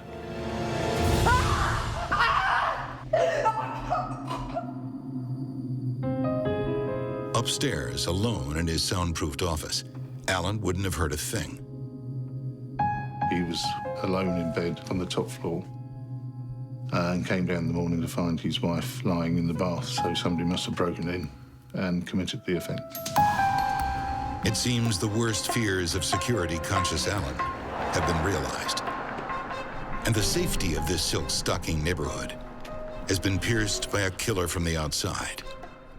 Fulham's an affluent area, very rarely has any serious crimes. But just a year earlier, just a mile away, in one of Britain's most shocking unsolved crimes, wealthy celebrity Jill Dando was murdered on her Fulham doorstep. Is there a deranged killer stalking Fulham's well-heeled women? Police made extensive inquiries in an effort to establish whether or not there were any active nighttime burglars in the area or whether any intruders had been disturbed in the locality. Police start searching for an outsider. But could there be a simpler explanation? Could the killer be someone closer to home? He said the marriage was perfectly happy. He loved his kids, was devoted to his children. Cops ask Alan if his marriage was so perfect, why were they sleeping in separate beds? Alan says it's because he's a light sleeper. He was only spent one night a week in his wife's bedroom because he couldn't bear the noise of the children. But there's another reason they weren't sleeping together. we went around. Friends tell cops that 3 years earlier, Alan caught his wife cheating with a city financier. Remember that? Nadine had had an affair. This was something which enraged Alan Phillips. So, although the outward appearances were nice and happy, inwardly, obviously there was problems at home. It became apparent from the testimony of friends that trust was never really re-established between the two, and the marriage remained in I think, a very tense and difficult state. She told a friend she wasn't happy in the marriage, and she'd actually consulted a solicitor about a divorce. Divorce?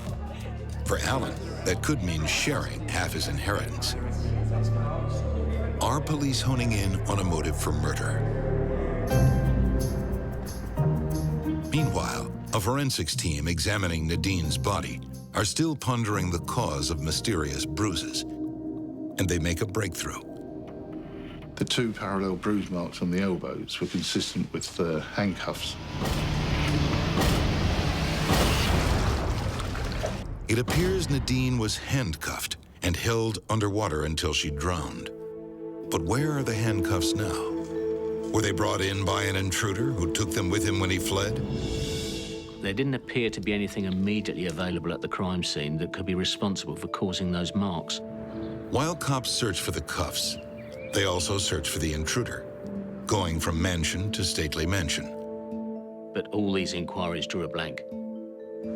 Strangely, no one recalls Alan's evil weirdo lurking in this grand neighborhood. There was nothing to verify or back up Alan Phillips' story about the confrontation that night. 2 other things puzzle police. If it was a bungled burglary, why is nothing missing from the £1 million mansion? And why hasn't the burglar left a trace? They could find no evidence of forced entry, no evidence of trampling in the garden, and that definitely, I think, led to suspicions that his story didn't really stack up. Police take Alan Phillips down to the station for more in-depth questioning. But the formerly talkative husband has fallen strangely silent. If you're a grieving husband, you would have thought you'd do everything you could to ascertain who had murdered your wife. And saying no comment to every question is not too helpful. Back at the house, cops scour every inch of the Phillips mansion. And down in the basement, they find items unbecoming of an upper-class English gent. Leather belts, whips. We found in a bag marked fancy dress. A lavish wedding in 1992 held such promise for Alan Phillips and his blushing bride Nadine. But just 7 years later, in a posh suburb of southwest London, Nadine is found dead in the bath. She's drowned, but there's evidence of foul play. We found some linear bruising towards the top of the arm above the elbow. Police have a chilling suspicion the marks were made by handcuffs. But where are those handcuffs now? And while searching the house in the basement, we found a bag marked fancy dress. Nadine's husband, Alan, says the bag's contents are his. Leather belts, whips, and other bits and pieces which he collected from his student punk days. And the bag contains something else. These handcuffs fitted the marks on the arms. It was at that stage when police were fairly sure that the murderer came from within the house. With no evidence of an intruder in the house and the handcuffs discovered in Alan's own bag, police charged the millionaire with the murder of his wife. But Alan continues to claim a lone intruder is the real killer. He'd also kept a collection of press cuttings of other intruder murders and intruder dangers from around the local area, apparently to bolster his case that an intruder had broken in and committed the murder. In court, the prosecution lays out what they believe happened on the night of May 15th, 2000. The last time we can prove Nadine Phillips was alive was 8:37 in the evening when she spoke to a friend on the telephone. Sometime before midnight, Alan lies in wait for his wife. We could only surmise that she was running a bath in her ensuite bathroom when Alan Phillips attacked her.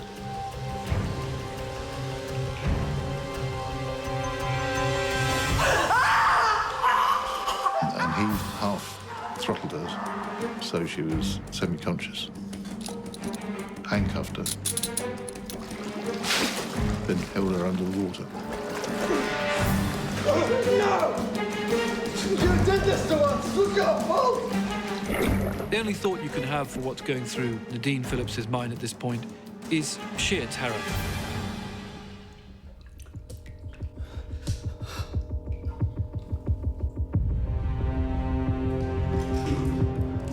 It appeared that Alan Phillips took the handcuffs off his wife's body and put them in a plastic bag in the cellar. And went off to his bedroom, leaving the kids presumably asleep on the first floor while he was in his soundproofed room on the second floor. Just before 8 a.m. the next morning, prosecutors say Alan calmly prepares their 6-year-old daughter for school. So Daddy got her ready for school and off she went in the bus. It's believed Alan's desire to kill was sparked by his wife's threat of divorce. We believe it was the fact that he was going to inherit roughly about £15 million. And if he went through a messy divorce, he would obviously lose quite a bit of his inheritance. For Alan Phillips, money really was the root of all evil. There was £2 or £3 million worth of assets to share between them. The fact that his father was about to die and leave him a substantial sum of money would most probably be taken into account by the court because Nadine would most probably get custody of the 3 children. And perhaps he felt that if he didn't act, she might leave him. She might take those 3 beautiful girls away. And if handcuffs and a motive aren't enough to sway the jury, prosecutors have one more ace up their sleeves. Alan Phillips' own words. Speaking to friends afterwards, he'd said that rather than go through a messy divorce and lose his kids or risk losing his kids, he'd kill his wife. And he even told one friend he'd say a stranger broke in and killed her while he was asleep in his room. That is what he told us. A stranger had broken into the house and killed his wife. At the time, no one could have believed it was a chilling prophecy. He talked menacingly with her friends that if he ever found out she was having an affair, he would kill her. And they thought she was joking, and then they suddenly weren't so sure. Behind it all is a man whose world is spinning out of control. What emerged was a picture of a man wanting to cling on, wanting to control everything, and finding things slipping out of his control. As the witnesses came forward and started to sketch out the character of this very controlling man, and as the police explained how there was no evidence of breaking and entry into the property, it was fairly clear that the case was heading in one direction, and that was Alan Phillips's conviction. Throughout the trial, the 36-year-old heir maintains his innocence. He wasn't remorseful and maintained throughout that it was a stranger that broke into his house. And he thought that he was too intelligent to be convicted. But he was sadly wrong from his own point of view. In November 2000, 6 months after Nadine's death, Alan Phillips is found guilty of murder. The judge labels the heir a cold-blooded killer.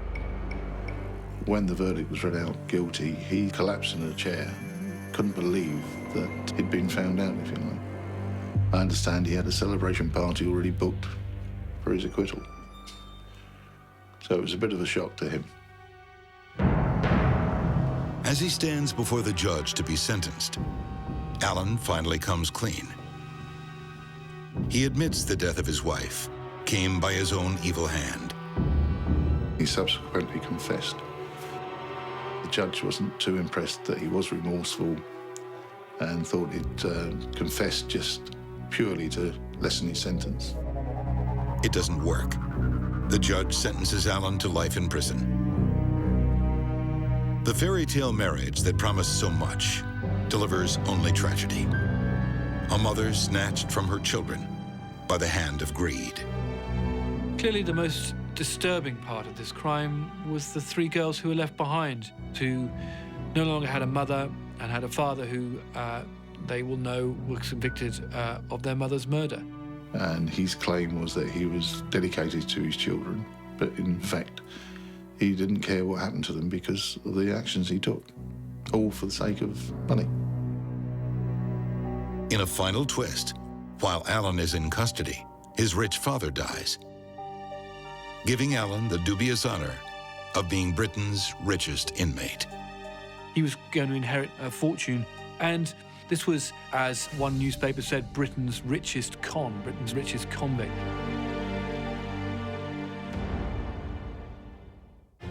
A huge inheritance is a passport to privilege, but a rich birthright can also be a deadly curse. Peter Davish turned from indulged heir to brutal assassin, and Alan Phillips chose murder over sharing his millions. When these wealthy sons stained their family tree with blood, they both became heirs to misfortune. Till next time we meet behind mansion walls, I'm Christopher Mason.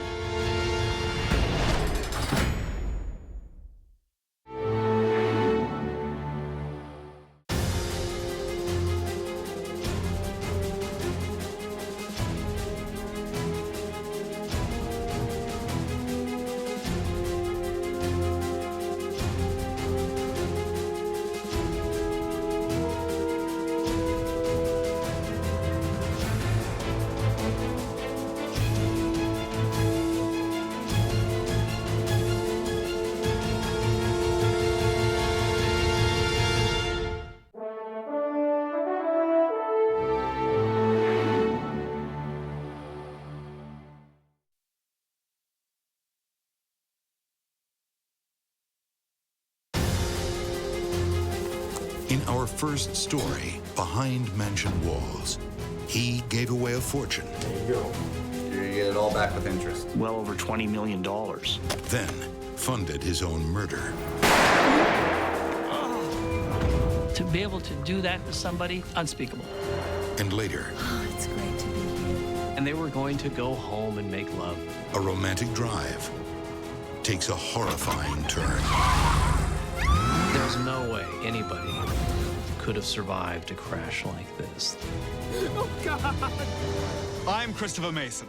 The well-off in this world are truly blessed. Beautiful cars, magnificent art collections, sprawling estates. But some of society's finest are addicted to wealth. And the only way to get another quick fix is to kill. Because having it all is never enough.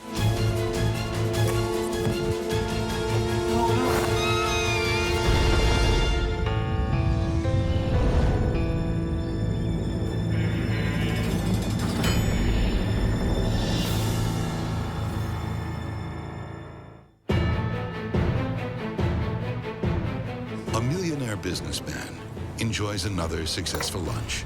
Not making money, but spending it. The greatest single contributor to charitable causes in Canada. This tycoon donates a fortune to good causes. But even when you're saving the world, not everyone thinks you're a hero. The gunman was lying in wait and ambushed him. One of the downsides of being filthy rich is there's never enough time. All the black tie functions, glamorous cocktail parties. It's hard work making sure one is seen in all the right places. Unless, that is, you don't want to be seen. Mr. Davis was a wonderful person. He was generous, he was kind, he was compassionate, he was caring. What Canadian multi-millionaire Glenn Davis doesn't care for is the limousine lifestyle of the mega-rich.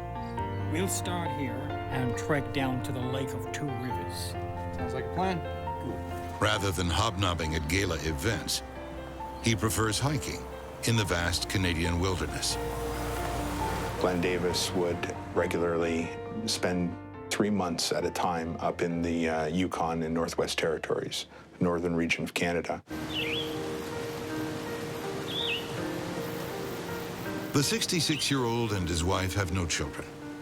Instead, he lavishes attention on his godson, 37-year-old Marshall Ross.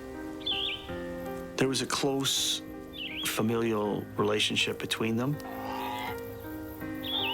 Take a look. Well, Mr. Davis and Marshall Ross were actually second cousins, but their relationship was very much big brother, little brother. He always sort of looked out for Marshall when he was growing up, took Marshall on a number of outdoor adventures, took him skiing, introduced him to the wilderness up in Alaska, down to the Grand Canyon. And I think he saw in Marshall kind of a young protege, someone he was trying to mentor. Glenn Davis wasn't born with a silver spoon in his mouth, but he was given one soon after. As an infant, he was adopted by wealthy businessman Nelson Morgan Davis, who built an empire of more than 40 companies.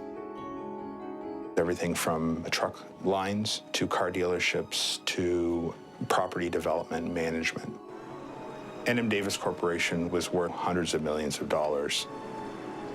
The Davis family was waited on hand and foot by servants in this sprawling 29-room Georgian-style mansion in East Toronto.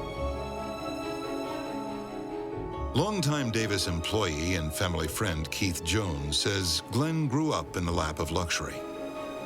Mr. Davis had a very privileged upbringing. Of course, he also went to private schools, so he had all the advantages that his father could afford for him at that time. But it seems privilege and pain go hand in hand. Glenn's life is plagued by trauma and tragedy. In 1969, his cousin Mary is kidnapped and held for ransom. That turned out to be one of her former boyfriends. It was resolved. They arrested the people who kidnapped her. She was returned safely, and they got back all of the cash. 10 years later, his father Nelson drowns in his swimming pool. And in June 1983, an event that changes Glenn's life forever. Glenn Davis was aboard an Air Canada flight. The cabin suddenly filled with smoke, and the plane was forced to make an emergency landing in Cincinnati, Ohio. When the plane landed on the tarmac, it burst into flames. 23 people die in the blaze. Glenn Davis is among the handful of survivors. Many say that brush with death shifted Glenn's focus from financial to philanthropic.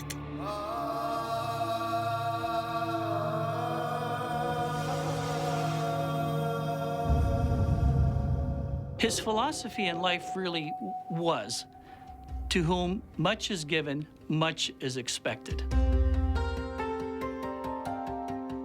He transformed himself from a businessman worried about acquiring and accumulating wealth to someone who was going to distribute wealth to help worthy causes. He donated well over $20 million. One person to benefit from Glenn Davis's largesse is Marshall Ross. In 2004, Glenn agrees to bankroll his godson's new business venture. Marshall Ross's business was the renovation business. A good business plan, my boy. I like it. His idea was to buy houses, renovate them, and flip them. Glenn has every confidence in his protege and kicks in a cool $2.5 million. There you go. Here you get it all back with interest. Mr. Davis was, in effect, Marshall Ross's banker.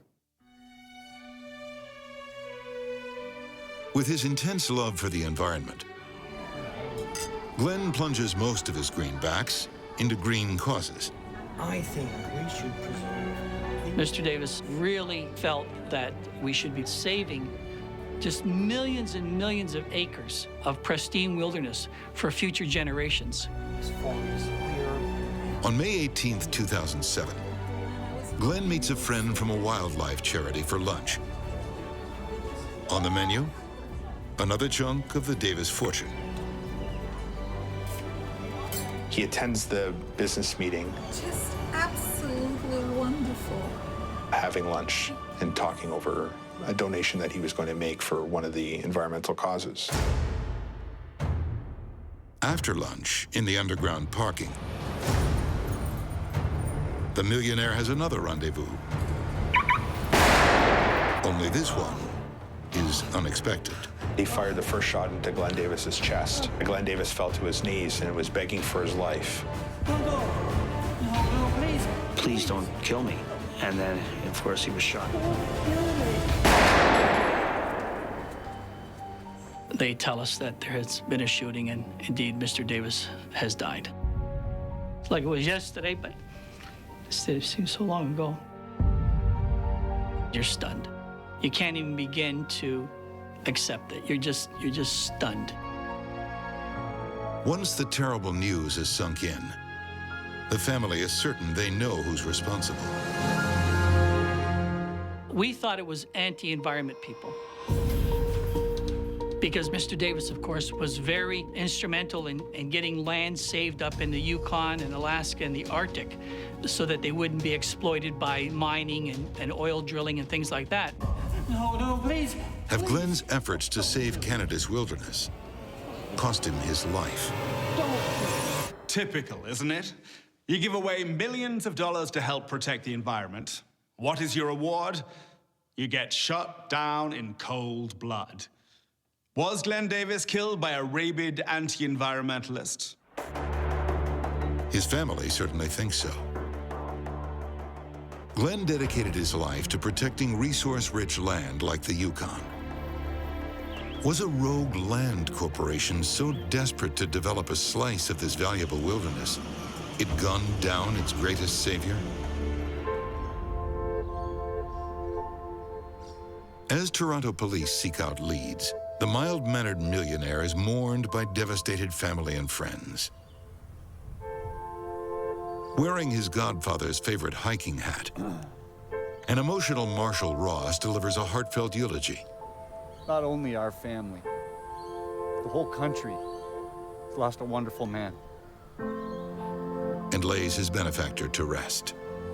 Marshall, being the godson, Mrs. Davis had asked him if he would place Mr. Davis in the ground.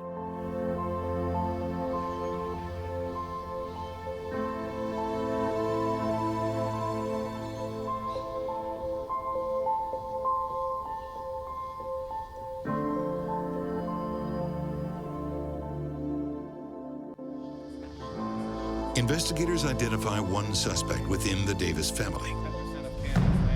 Michael Schell was Glenn Davis's nephew. Schell had waged a bitter court battle with his uncle. Michael Schell sued Glenn Davis because he believed that his mother's share of the estate should have been much bigger. And in turn, he should benefit to a much greater extent than he already did for Nelson Morgan Davis's death. Just 3 months before the shooting, Michael Schell's lawsuit was thrown out of court. Could that have provoked him to murder?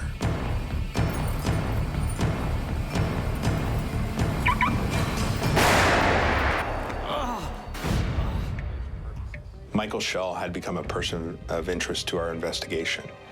And the more we looked into him, the more we were able to satisfy ourselves that he didn't have the means, the knowledge, nor was he present in Toronto at the time of the murder.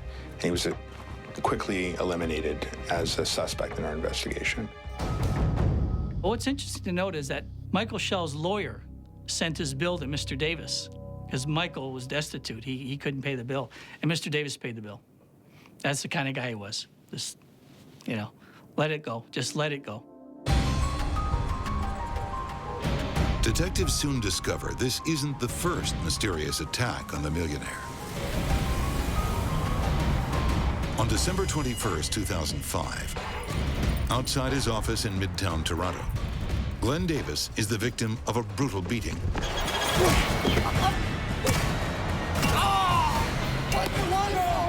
And Mr. Davis was yelling at him, "What do you want? What do you want?" But he just kept beating him with the baseball bat.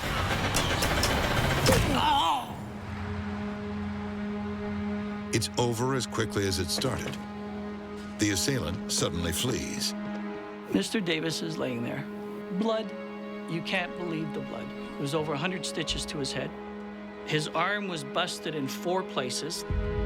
They had to put steel pins and plates in his arm, but that's what saved his life, actually, being able to protect his head.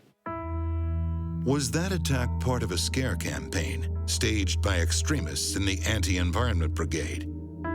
If so, the beating and Glenn's shooting could be linked.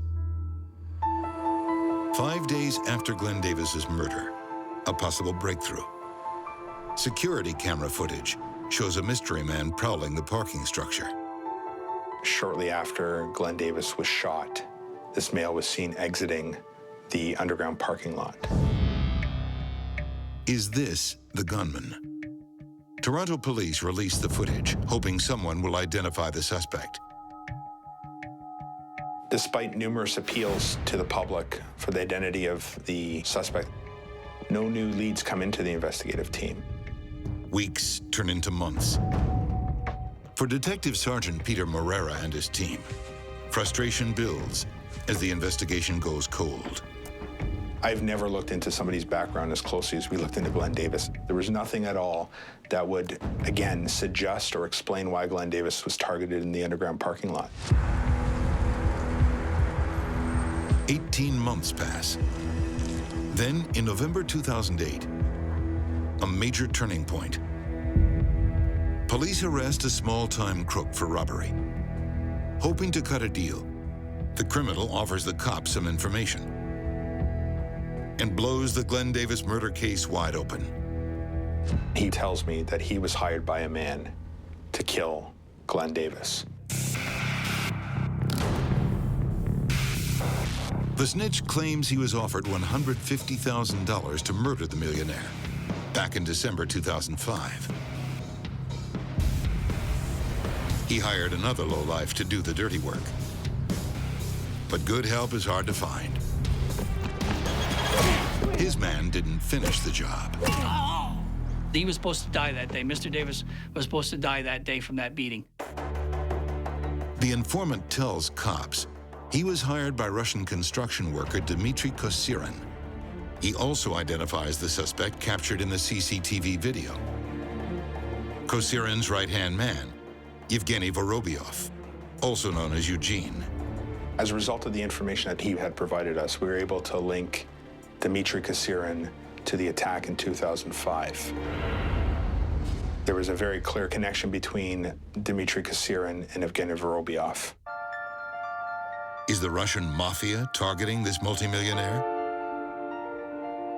The investigation never revealed any connections between Dmitry Kosirin, Evgeny Vorobyov, or really anyone involved in the investigation to any organized crime ties.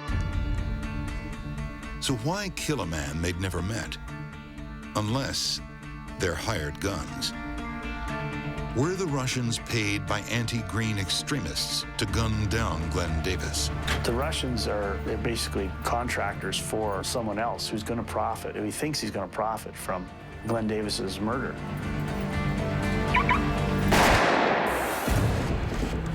In early 2009, police wiretapped the Russians' phones and bugged their vehicles. They eavesdrop on a damning conversation between Dmitry Kosirin and someone who seems to know a surprising amount about the murder plot. There's one telling intercept that occurs where they discuss and outline everyone's role in the murder on the day of the murder and what was done. It was as a result of that conversation that we're ultimately able to identify and confirm who the person of interest was. The cops can hardly believe it when they identify the owner of the voice.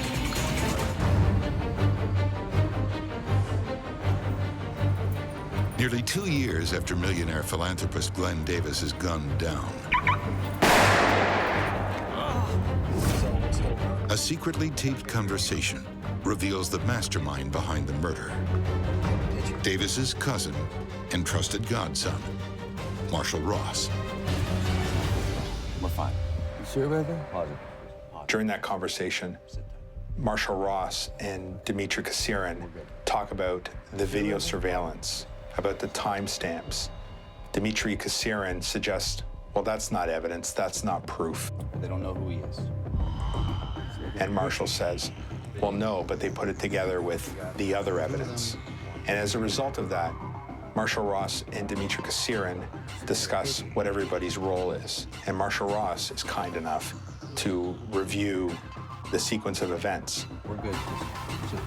In February 2009, police arrest Marshall Ross and charge him with first-degree murder.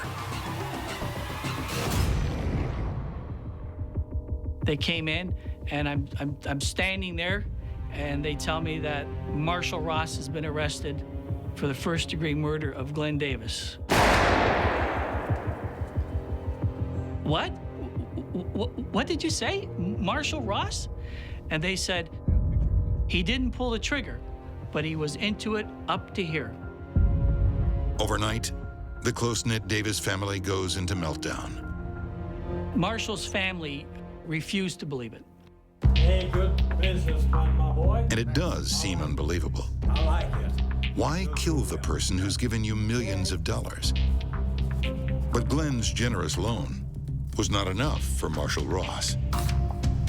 The loan started in 2004, and almost immediately, Marshall began to run into financial problems.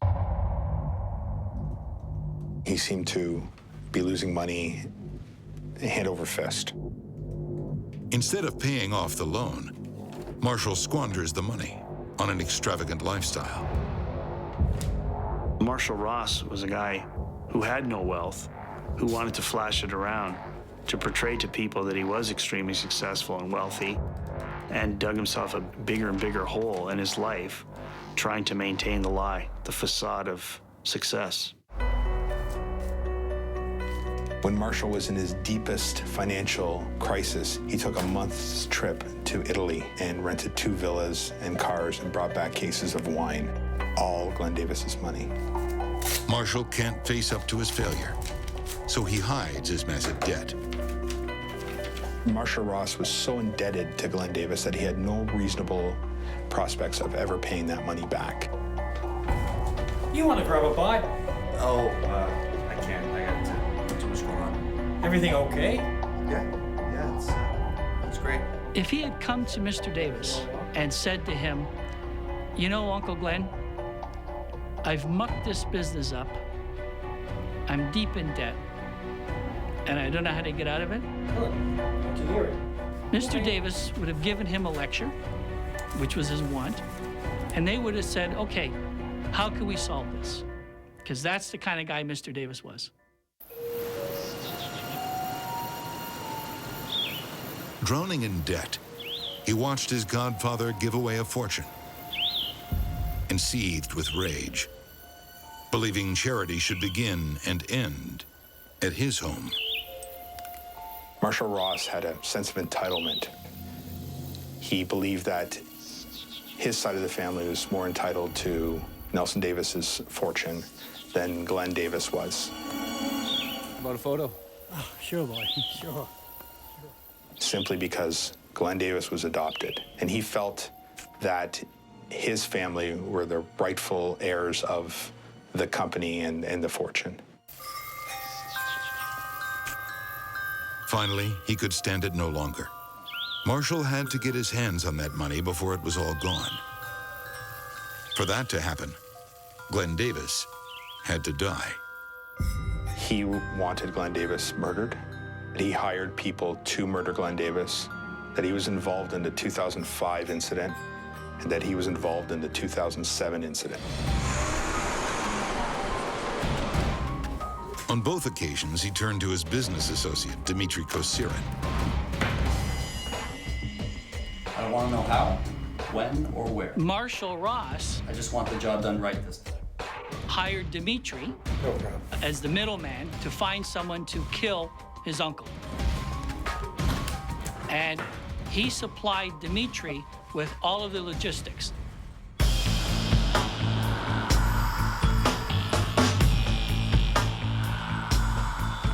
After the bungled 2005 attack, the Russians make sure this time Marshall's plan is properly executed.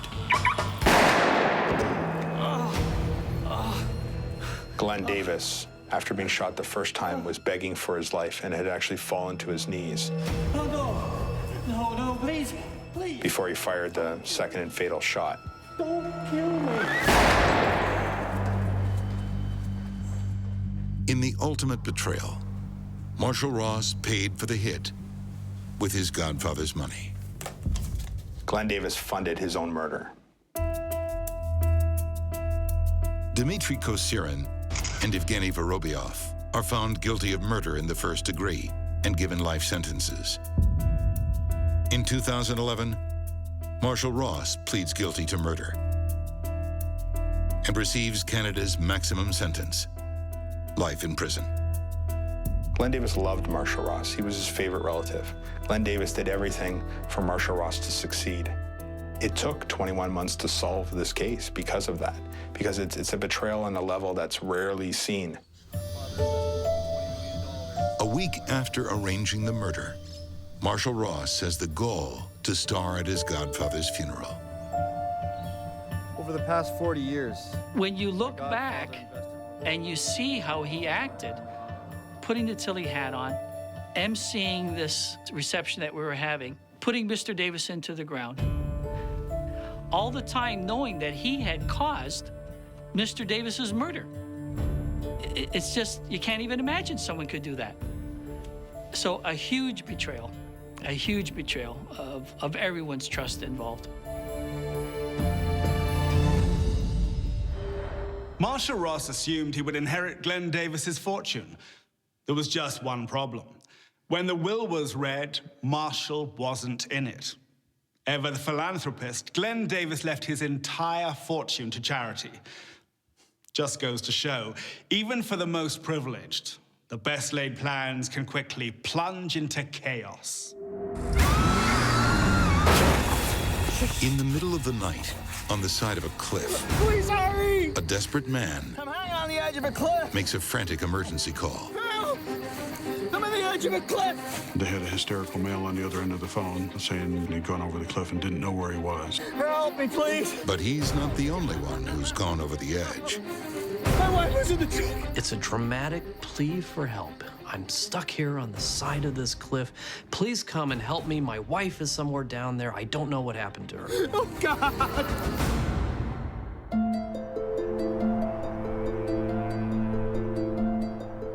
Nestled on the shores of Lake Tahoe, Incline Village is one of the most exclusive hamlets in the U.S. It is breathtakingly beautiful. It's a very affluent community. Its residents are rock stars, business giants. Basically, you don't live in this neck of the woods unless you've made it. Actually, billionaires with a B. I can think of probably 10 well-known celebrities that live in that area.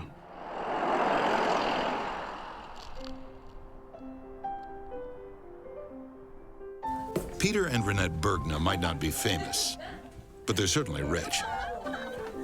And like others in Incline, inclined toward the finer things in life. It's a perfect blend of fruit, acid, and tannin. Renette and Peter were wealthy, but they were not ostentatious. Peter did like showing off his wine and his art, but it was always more that he was proud of the collection, not trying to flaunt his wealth. The son of a prominent and wealthy California attorney, 45-year-old Peter makes big money as an art appraiser for a high-end auction house. Peter was that guy you see on the Antiques Roadshow who can look at an old artwork, a piece of furniture or whatever, and come up with a valuation. But his most valuable acquisition would have to be his wife, Renette, a self-made woman, earning a small fortune as a pharmaceutical consultant. she kind of built up her own little business as a pharmacist. She was a freelance pharmacist, and she worked at a couple of different hospitals. And, you know, her earning potential was very high, and she could have made almost as much money as she wanted. But Renette isn't driven by money. And in 1997, the 49-year-old suddenly announces a career change. No. Can you believe it? Oh, I hate you. I'm so jealous. She's giving up her lucrative job to become a tour guide. Renetta wanted to change careers, and with that change of careers meant more time away from home, but yet it was something that she really wanted to do. Touring all the way down through Rome. Even though ditching the pills and prescriptions means taking a massive pay cut. And in the spring of 1998, Renette leads her first major tour, a 6-week trip to her spiritual homeland, Italy. She's from an Italian family, and she spoke Italian. And so even though she was inexperienced, the tour company took a chance on her, and she went to Italy for several weeks, leaving Peter behind. Renette has never been happier, but she will never see her home again. When you're rolling in money, you can afford to indulge the odd whim. Wealthy Renette Bergner threw away her lucrative career to work as a tour guide. Now she's just returned from 6 weeks in Italy, and husband Peter wants her homecoming to be unforgettable. And so it will be.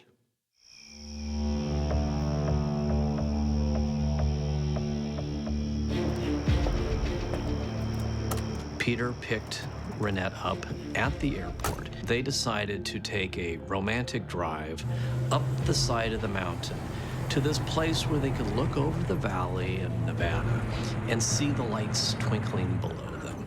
Oh, it's great to be here. He was trying to get her in the mood, and they were going to go home and make love after they had this romantic drive on the side of the mountain. But the happy homecoming suddenly takes a turn for the worse. Slow down! Slow down! He drives down the hill, and he loses control of the truck. He's braking, the brakes don't work. The truck crashes into a guardrail. Peter somehow gets thrown from the truck.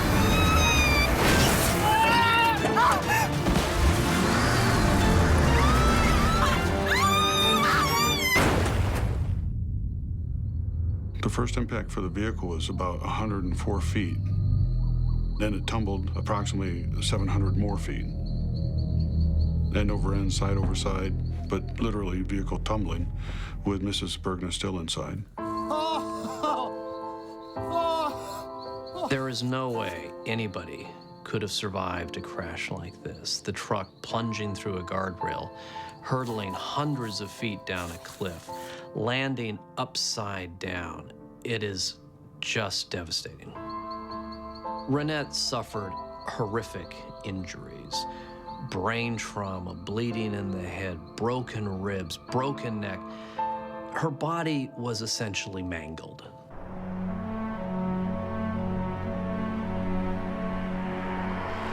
By dawn, Reno police are at the crash scene. When Detective James Beltran arrives, it's what he doesn't see that puzzles him.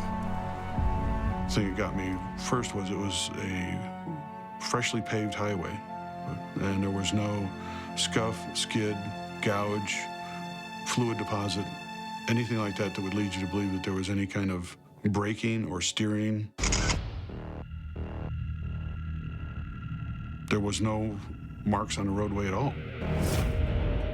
If there was a catastrophic failure of the master cylinder or your brakes, there would be some deposit of fluid most likely. Or if there was turning or speed involved, there would be yaw, scuff, skid. There was none of that. Other things don't add up. Early on, police suspected that he had to have been driving fast to crash through this guardrail. 40, 50, 60 miles per hour. If Peter Bergner was thrown from a vehicle going that fast, he'd be lucky to be alive. But when he returns to the crash scene later that day, it seems he's escaped with barely a scratch. He was basically uninjured other than he had a twisted ankle He had dirt on the back side of his pants, and his hands and face were unremarkable, not injured or scuffed. When police examine the twisted guardrail, the mystery deepens. It looked like things had been kind of loosened on the guardrail, that there weren't as many bolts through the actual railing, and that the post itself probably was not embedded completely and solidly into the ground. Who removed those bolts? Was it Peter Bergner? Was all this part of an elaborate plan to kill his wife? For cops, it seems just too far-fetched. This required Peter to, even going 15 or 20 miles per hour, jump out of a truck at the very last second before his wife plunged to her death. Then detectives discover a far more innocent explanation. Hang gliders, hankering for a clear runway. I believe that was done by the people that hang glide in that area. Peter's story does check out. With the guardrail so loose, he wouldn't have to be traveling fast to go through it. Which explains why he's not severely injured.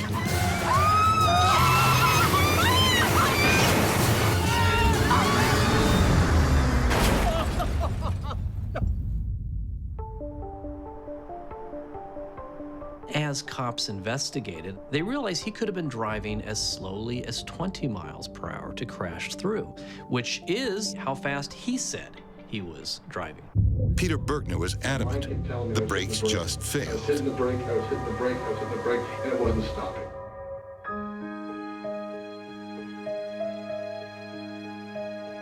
Peter is left to pick up the pieces of his life. The wealthy widower seeks solace in spending. He buys boats, he buys more antiques. He goes back to living pretty much the kind of life he was leading before she died.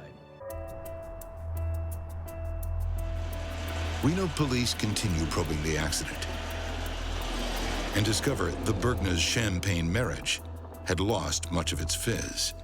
Peter and Renette seemed to have everything, but when police started talking to friends and family, it turns out this was a deeply troubled marriage.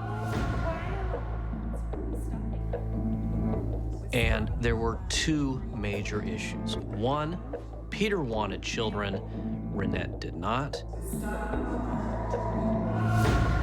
Two, Peter wanted Renette home all the time.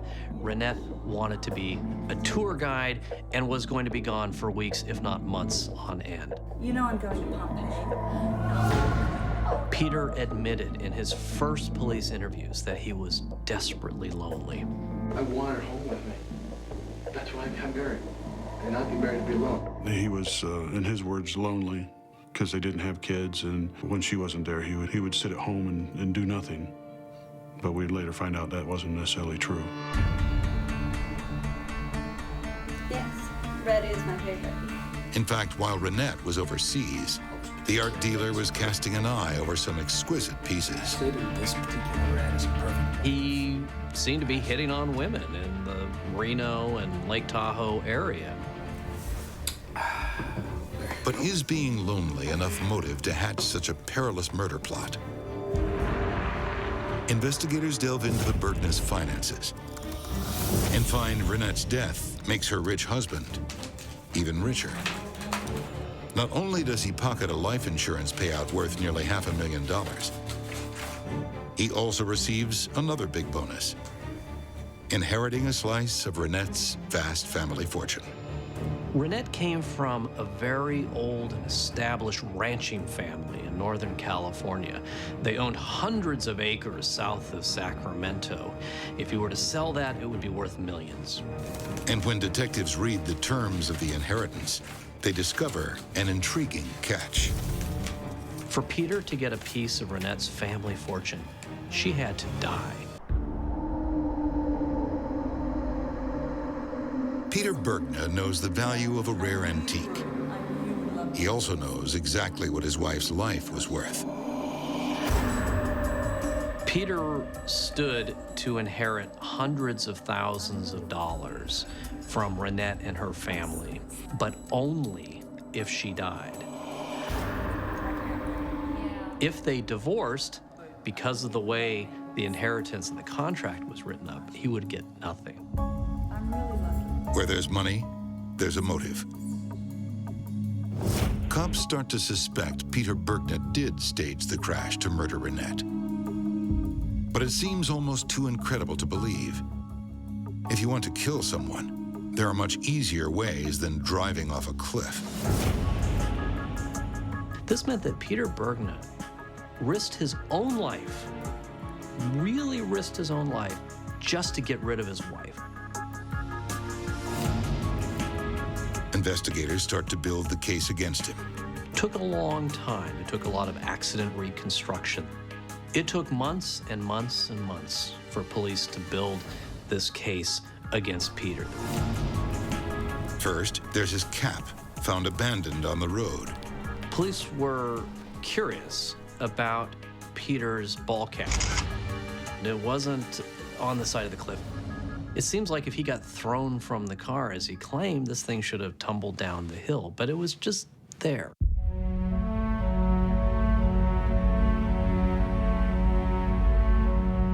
A search of the wreck finds 2 cans of gasoline in the back of the truck had their sealer caps removed.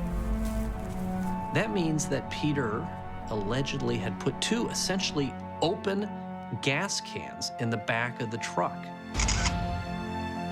making them wonder, did he plan for this truck to explode into flames?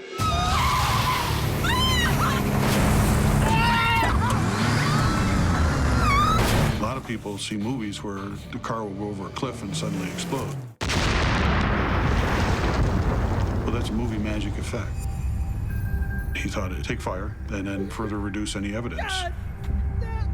And unfortunately, or fortunately, it didn't start up. When forensics experts examine the clothes Peter was wearing the night of the accident, they find mysterious dark marks. We had that tested, and it was asphalt. So that means he left on the roadway, out of the vehicle, prior to hitting the guardrail.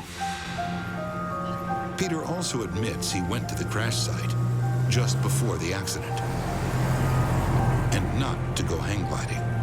Peter had been to the scene just the day before, and prosecutors said that he knew the guardrail was not secure. So clearly he could have known that the guardrail had been loosened, that the post was not secure, that the truck would relatively easily crash through. Perhaps most telling of all, forensic mechanics find the truck's brakes and steering were in perfect working order. In November 2000, more than 2 years after the crash, Peter Bergner is arrested and charged with Renette's murder. It was simple greed. So what really happened on the mountain around midnight that night? Police say before leaving for the airport, Peter dressed in thick clothes to protect himself, but not from the cold. Prosecutors theorize that he did this to protect himself when he jumped out of the truck and slid down the hill. Placing the open gas cans in the back, he picks up Renette from the airport and heads up the mountain.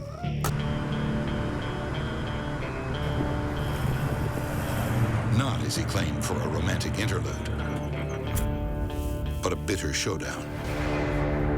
In Peter's pocket after the accident, police found this list. What's this? It's a list of things I need you to do if you really want to save this marriage. It was like a numerical list of all the things that had to be done to improve their marriage. You've got to be kidding. I'm serious. More sex, I'm not waiting around spend more time with each other. It was like talking points. We went up that hill, apparently with a very clear agenda, and that was improve this marriage or else. If he didn't get the answers he wanted that night, he was going to end it. When Renette won't bend to his will, Peter puts his diabolical plan into action. Slow down! Swerving to aim straight at the broken guardrail. A moment before impact, he leaps out, abandoning Renette to her fate.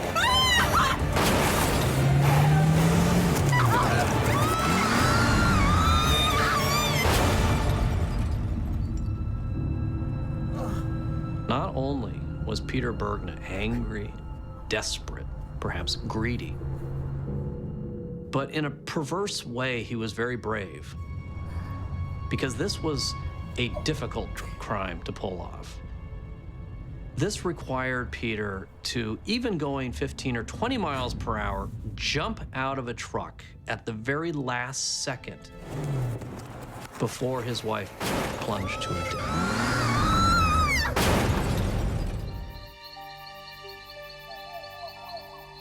What must she have thought at the moment that her husband bailed out and left her to die? Peter then scurries down the hill a little bit, clings to a branch, and calls 911 from his cell phone. And Peter Bergner's bizarre behavior after the crash rings alarm bells for the Reno cops. Several hours after the crash, to the shock of the officers there, Peter returns to the scene. He's already been at the hospital. He's been through this horrific accident. Officer Beltram. Hi, Peter. Hey. A friend drives him there. He gets out of the car, and what does he ask for? His man bag, this pouch that has some of his stuff in it. Did you guys find my my fanny pack? And the officers are amazed fanny that his wife has just been killed, and he's worried about his gear. Why is he back here? Yeah, we'll get to that. It's really important I get it. It was one of the first signs that something suspicious was going on. He said absolutely nothing about how is my wife, where is my wife, what's her status. He was more interested in the bag. Yeah, it's just down probably. I mean, that's not a grieving husband or anybody that has any sense of remorse. Have any of you guys found it? Detective James Beltran doesn't buy the distraught husband act either. He went through all the motion of crying and carrying on as if he was distraught. There's no way I'd ever kill my wife for no reason whatsoever. I don't care. I don't care. The huffing, the hyperventilation, and the actual chopping of his words to make it look like he was actually being emotional. The problem was that he never had a tear one, or his nose didn't run. There was Kleenex on the table right in front of him, and he never reached for it. Help! I'm on the edge of a cliff! Peter Bergner stands trial for his wife's murder in October 2001, more than 3 years after her horrible death. He still maintains it was a tragic accident, and some jurors agree. It was 9-3, and the three holdouts just would not budge on it.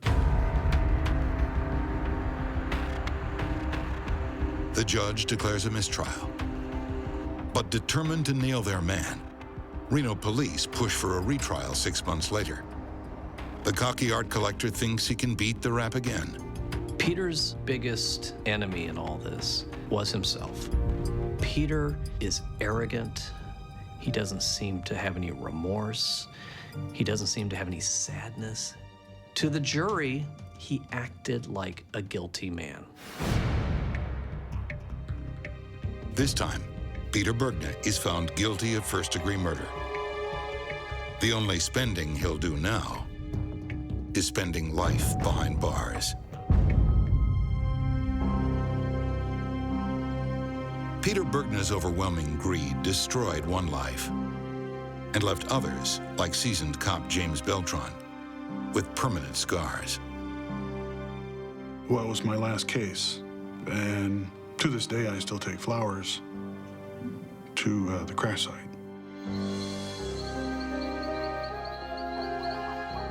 So that means quite a bit to the satisfaction for her and for her family.